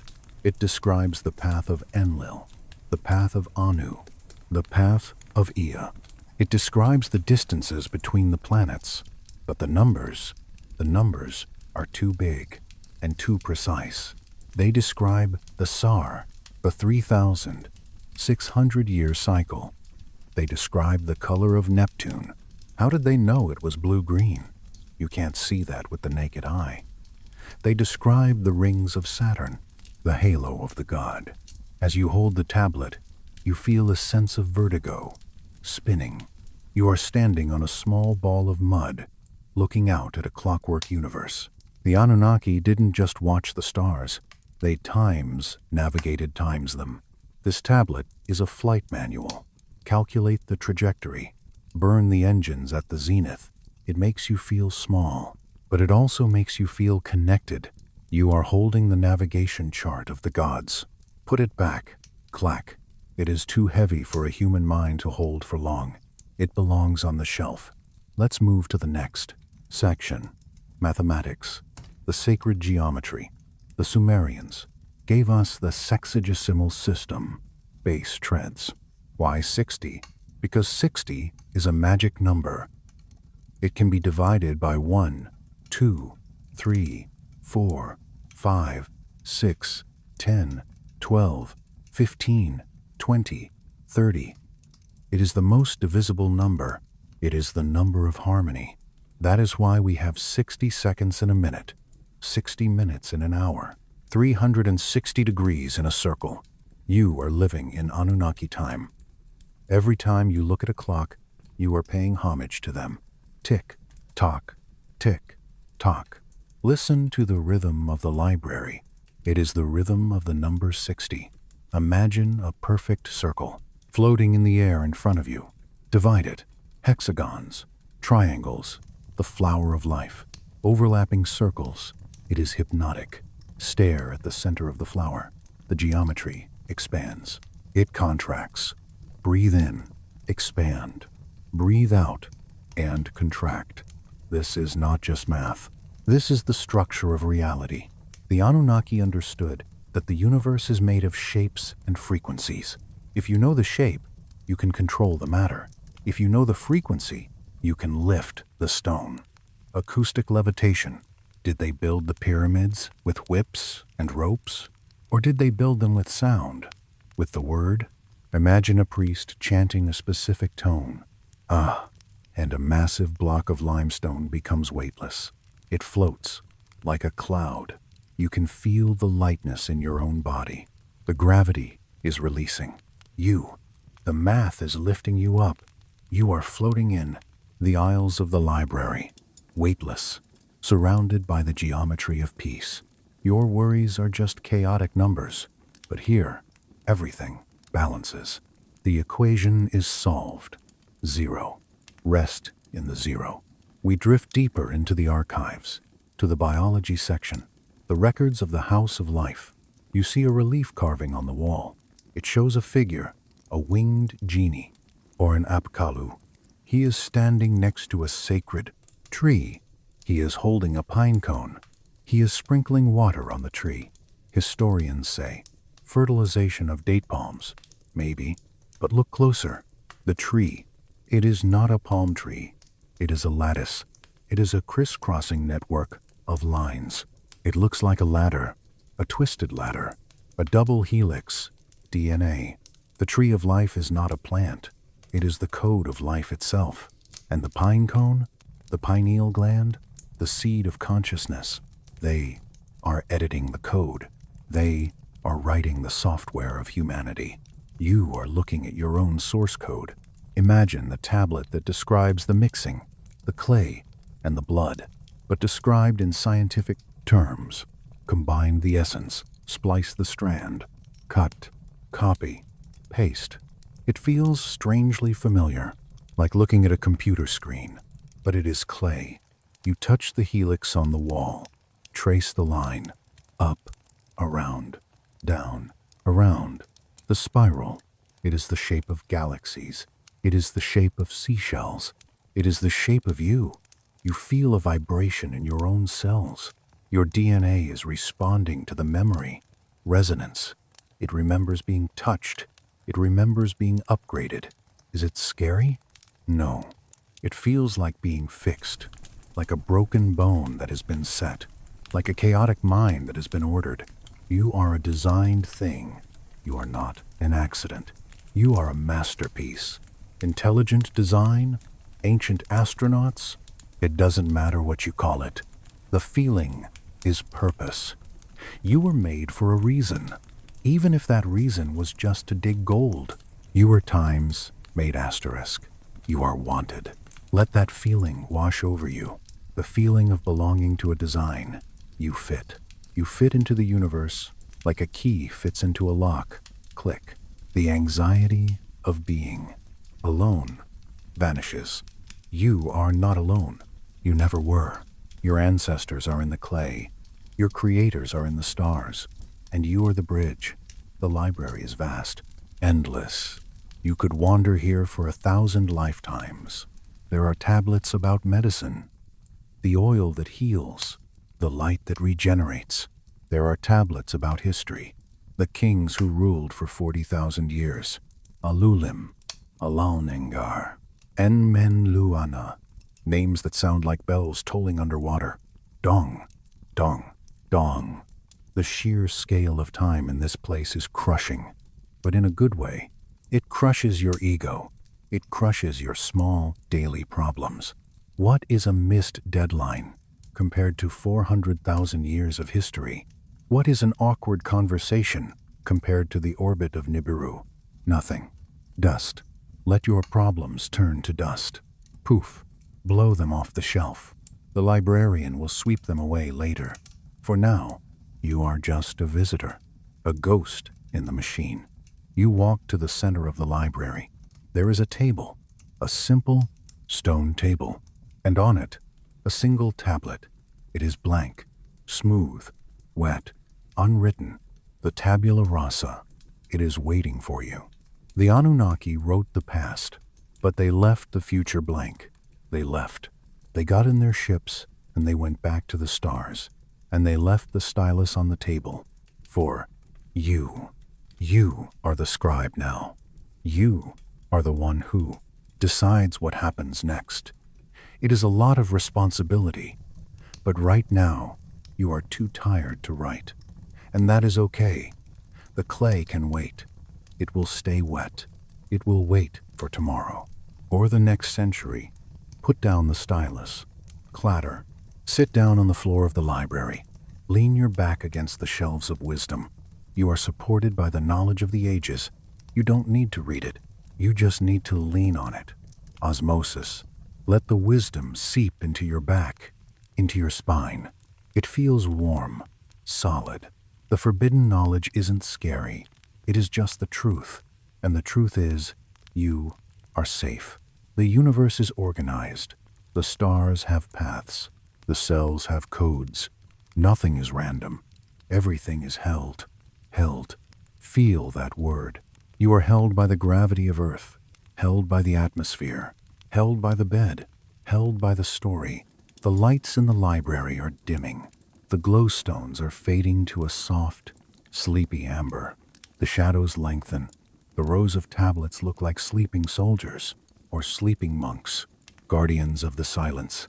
The hum of the Emmy slows down from a high vibration to a low purr, like a cat, a cosmic cat sleeping on your chest.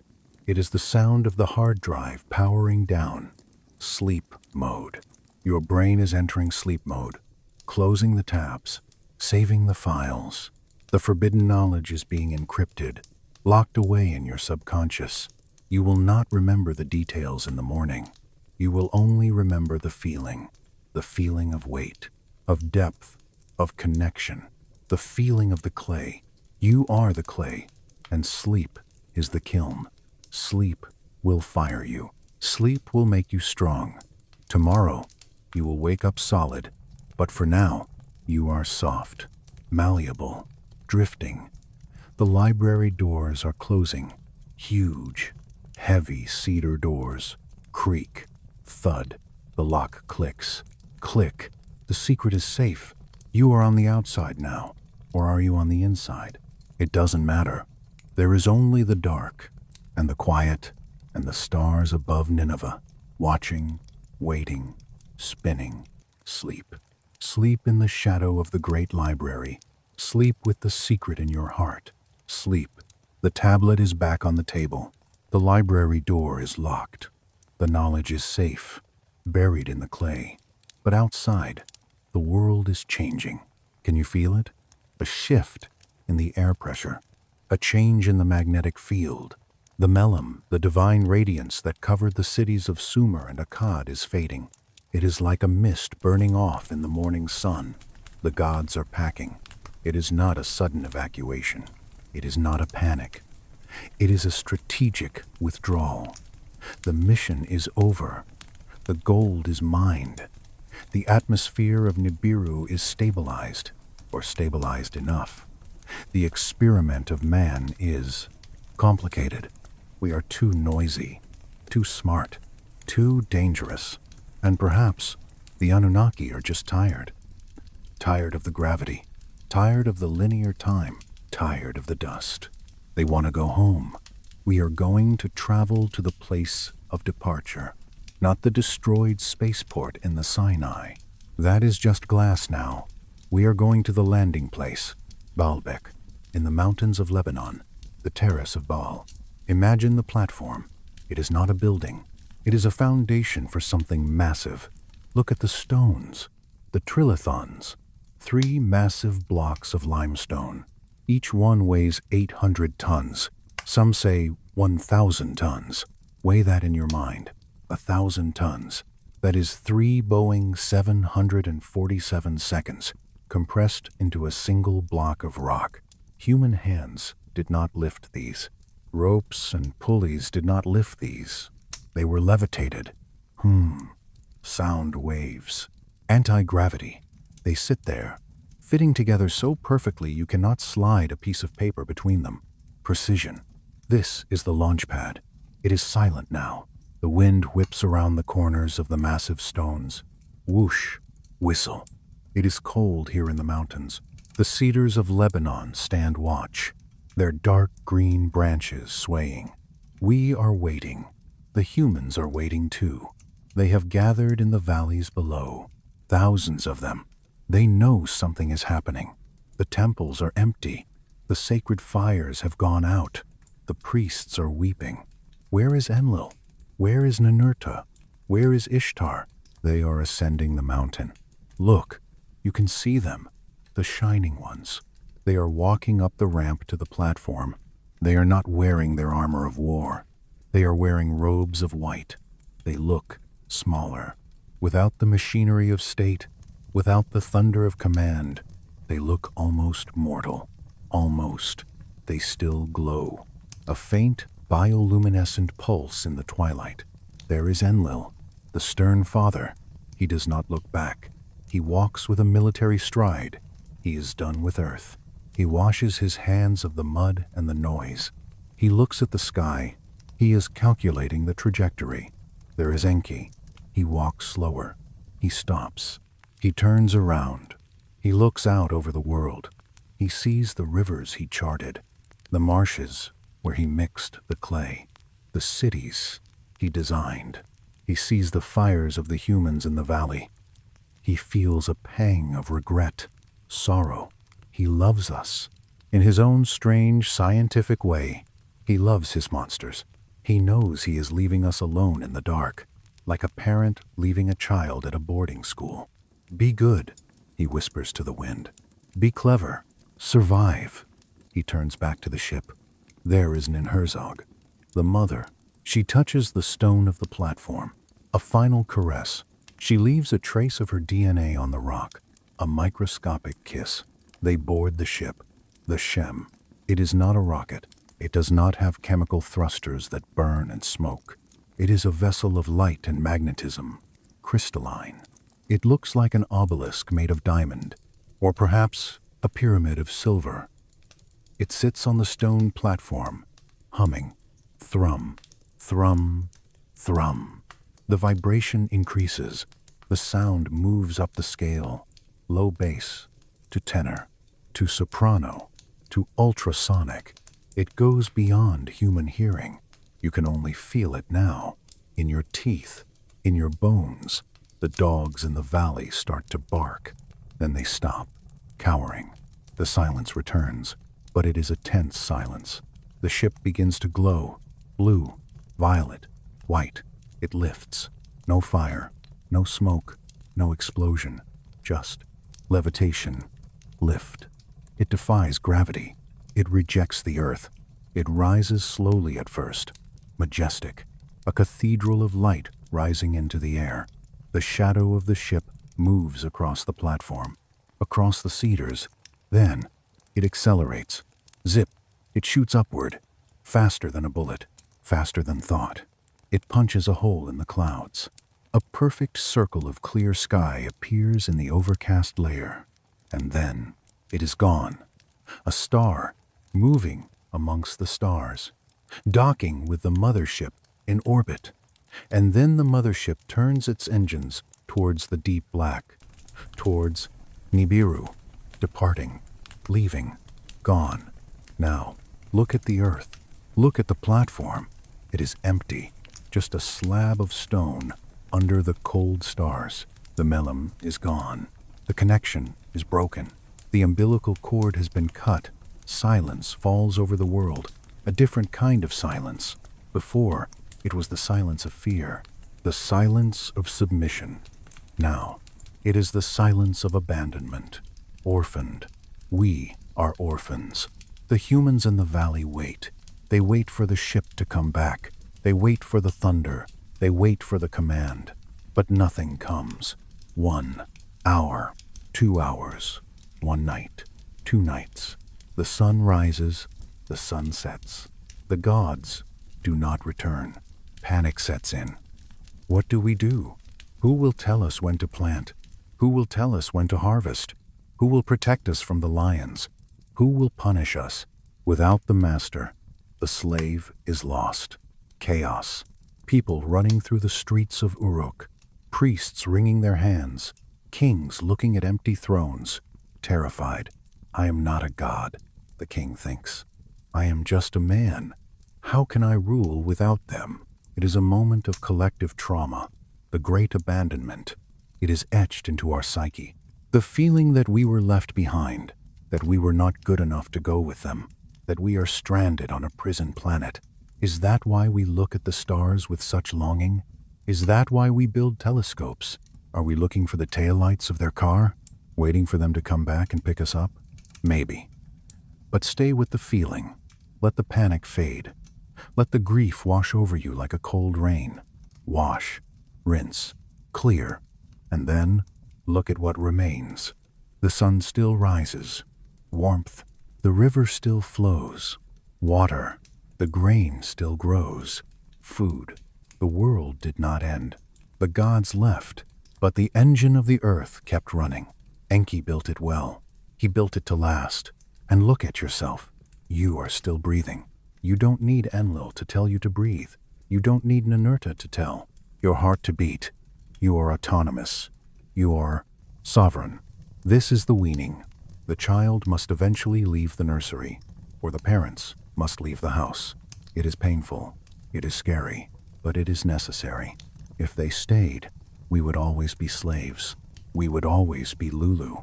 By leaving, they gave us the greatest gift of all, freedom. The freedom to make mistakes. The freedom to build our own cities. The freedom to destroy them. The freedom to write our own stories. The scribe puts down his clay tablet. He realizes no one is dictating to him anymore. He can write whatever he wants. He looks at the blank clay. He feels a thrill of terror and a thrill of joy. He writes, I saw, I am, the birth of the human ego, the birth of the self.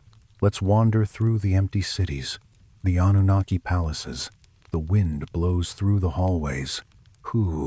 Curtains rotting, gold paint peeling, dust settling on the high tables where giants once ate. It is melancholic, like walking through a house after a great party has ended. The guests have gone. The music has stopped.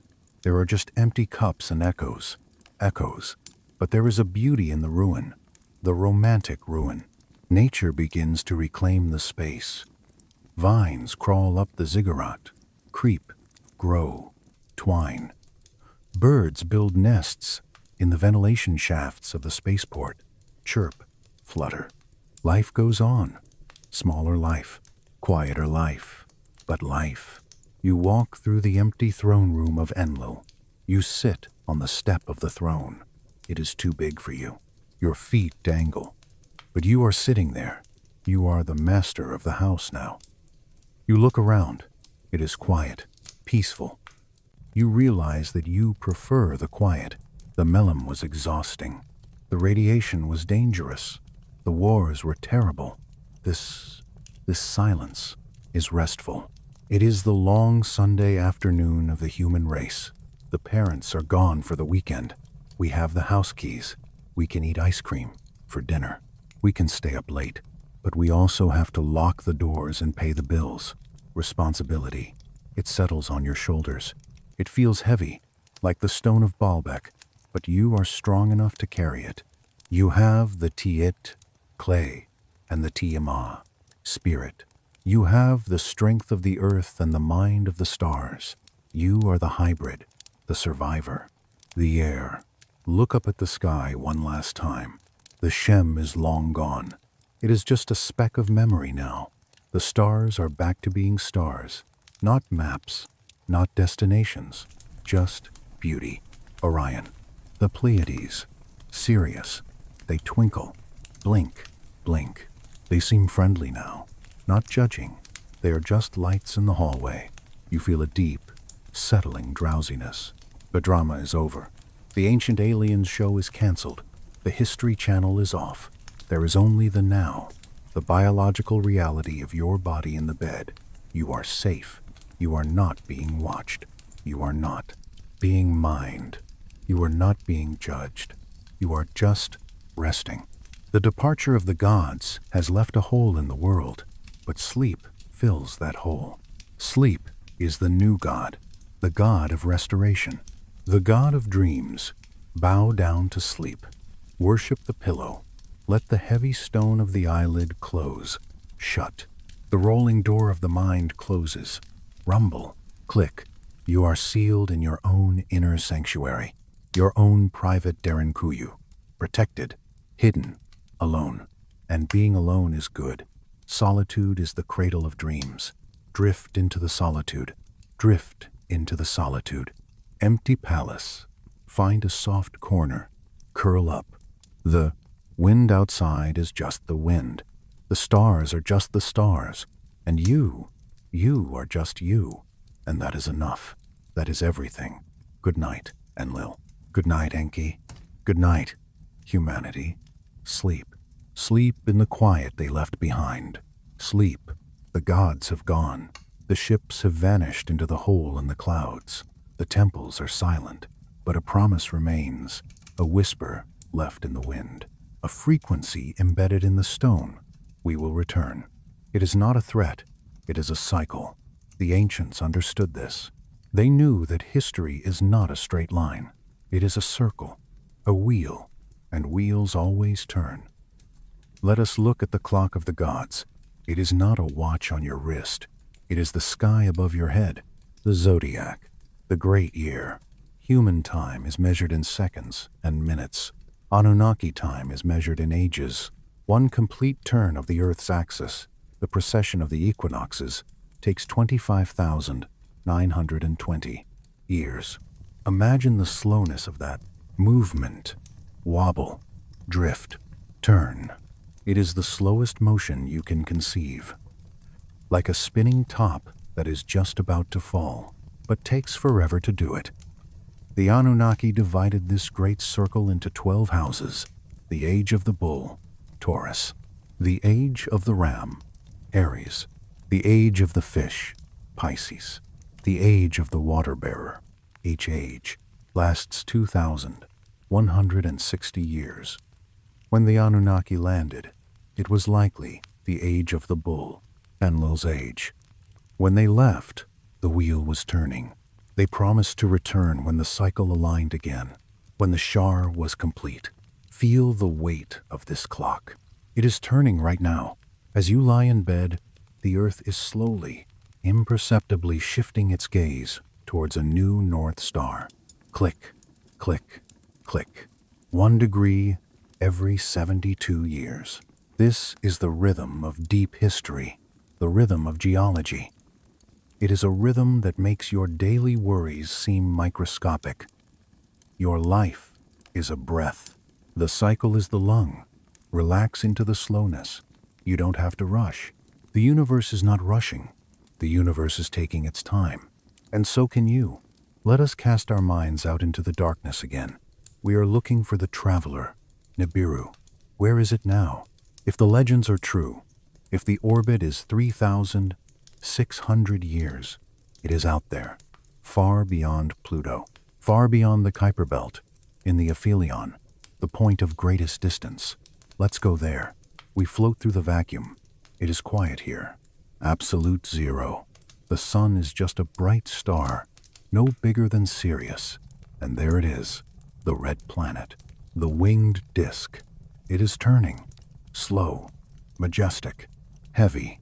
It is coated in ice. The gold shield in its atmosphere glimmers faintly, reflecting the starlight. It is a lonely world, a world of hibernation.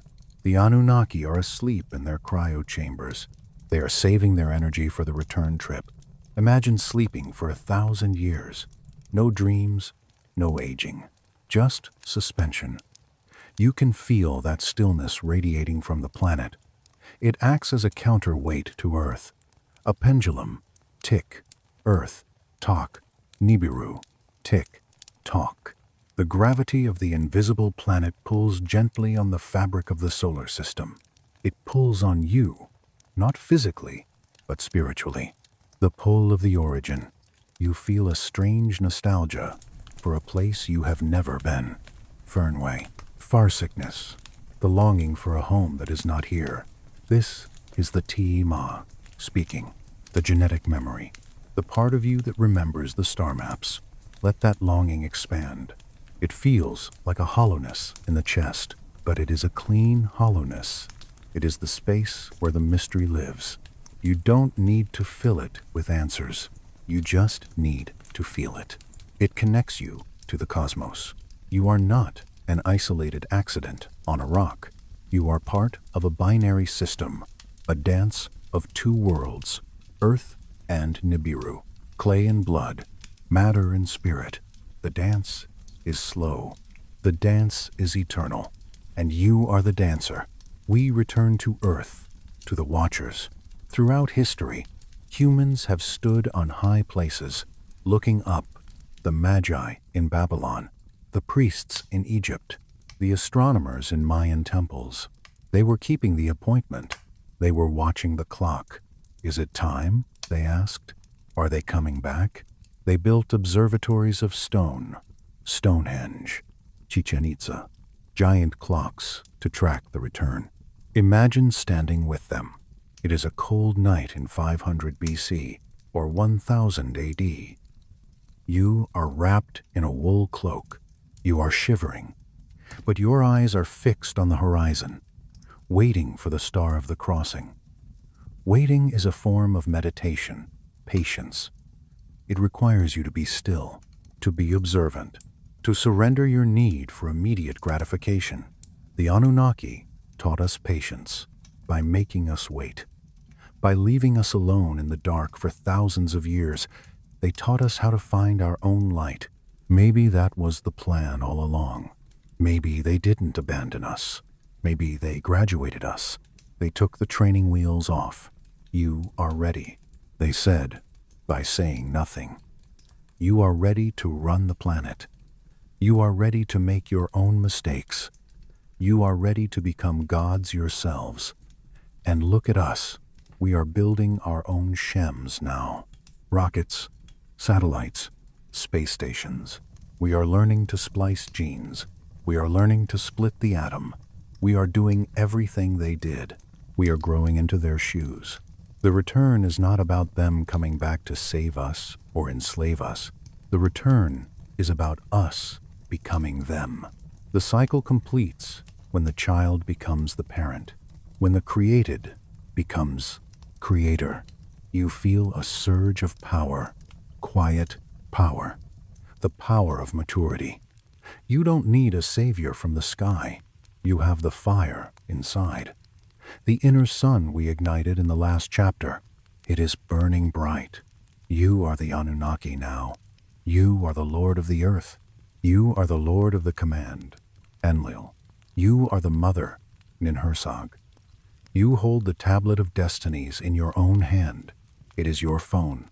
It is your mind. It is your will. You decide your fate. You decide when to sleep.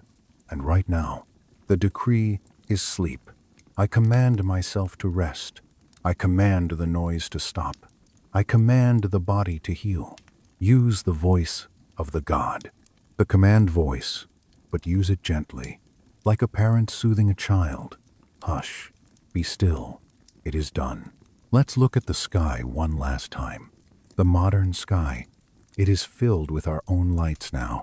Satellites blinking as they pass overhead. But behind them, the ancient lights are still there. The constellations, the writing of heaven, they haven't changed. The bull is still charging. The lion is still roaring. The scorpion is still stinging. They are the guardians of the night. They are the Igigi, the watchers who never sleep so that you can. Imagine lines connecting the stars, drawing pictures, drawing a net, a safety net made of starlight.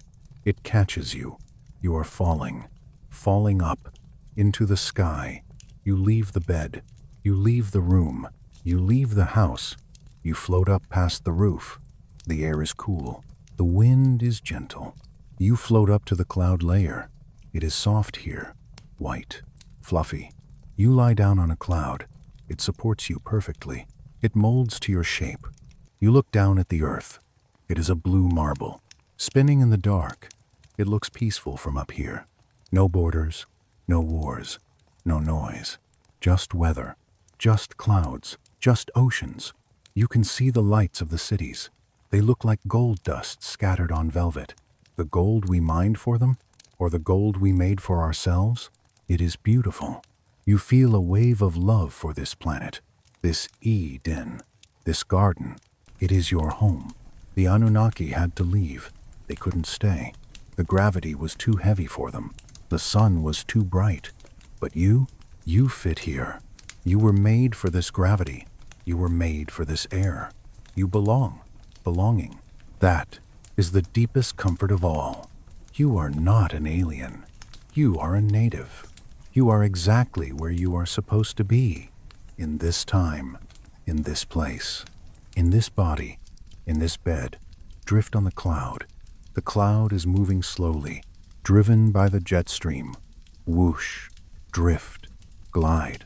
It is taking you to the west, to the land of the setting sun, to the entrance of the underworld, but not a scary underworld, the dream time, the Abzu of the mind, the place where Enki sleeps.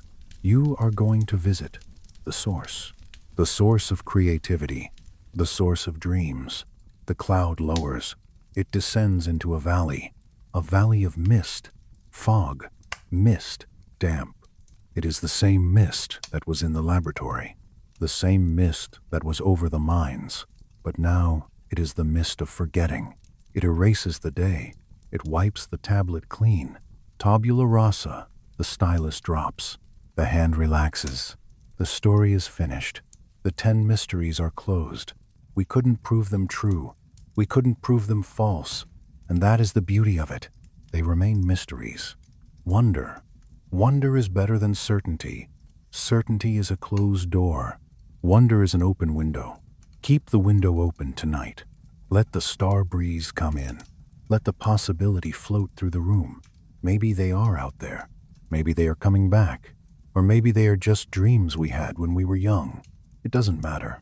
What matters is the feeling of the story. The feeling of being part of a grand, ancient, cosmic epic. You are a character in the book of the universe, and your chapter for today is done. Turn the page. The next page is blank, white, clean. It is the page of sleep. There are no words on it, just peace, just the white noise of the paper. Feel your body one last time. The clay, it is heavy. It has returned to the earth. Your legs are stone. Your arms are wood. Your head is lead. You couldn't move if you wanted to. Paralysis, sleep paralysis, the body's safety lock. It prevents you from acting out your dreams. It keeps you safe in the nest. Feel your breath, the spirit, the wind. It moves in and out of the clay. In, spirit, out, clay, in, sky, out, Earth, you are the bridge. You are the connection. The bridge is closing down for the night. The traffic is stopping. The lights are turning red. Stop. Halt. Rest. The bridge is swinging open, disconnecting the waking world from the sleeping world. You are on the sleeping side. You are drifting away from the shore. The land of logic is getting smaller. The land of dreams is getting bigger. The Anunnaki are waiting there. In the dream world, they are real. In the dream world, you can fly their ships. You can read their tablets. You can walk in their gardens. Go to them. Go to the cedar forest. Go to the mountain of the gods. They are waiting to tell you the rest of the story, the parts that were not written down, the secrets that are too big for words. You can only understand them in symbols, in feelings, in colors. Violet, indigo, gold. Let the colors wash over you, a kaleidoscope of ancient memory, turning, turning, turning. The wheel of time, the zodiac, the orbit, everything circles back to this moment, to this breath, to this silence. The universe is a womb, and you are the seed, waiting to be born again in the time morning. But for now, just germinate. Just exist in the dark soil of the night. It is warm. It is nutrient-rich. It is safe. The promise of return is not about aliens. It is about the sun. The sun promises to return, and it always keeps its promise. You don't have to worry. The light will come back, so you can let go of the light now. You can embrace the shadow. Embrace the Enki within you, the Lord of the dark waters.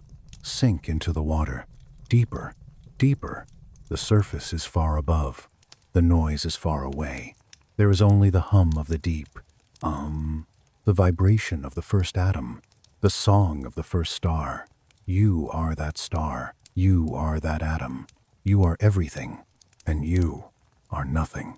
Sleep. Sleep, child of the Anunnaki. Sleep, master of the earth. Sleep, traveler of the stars. The ship has landed. The engines are off. The journey is over. Welcome home. Good night.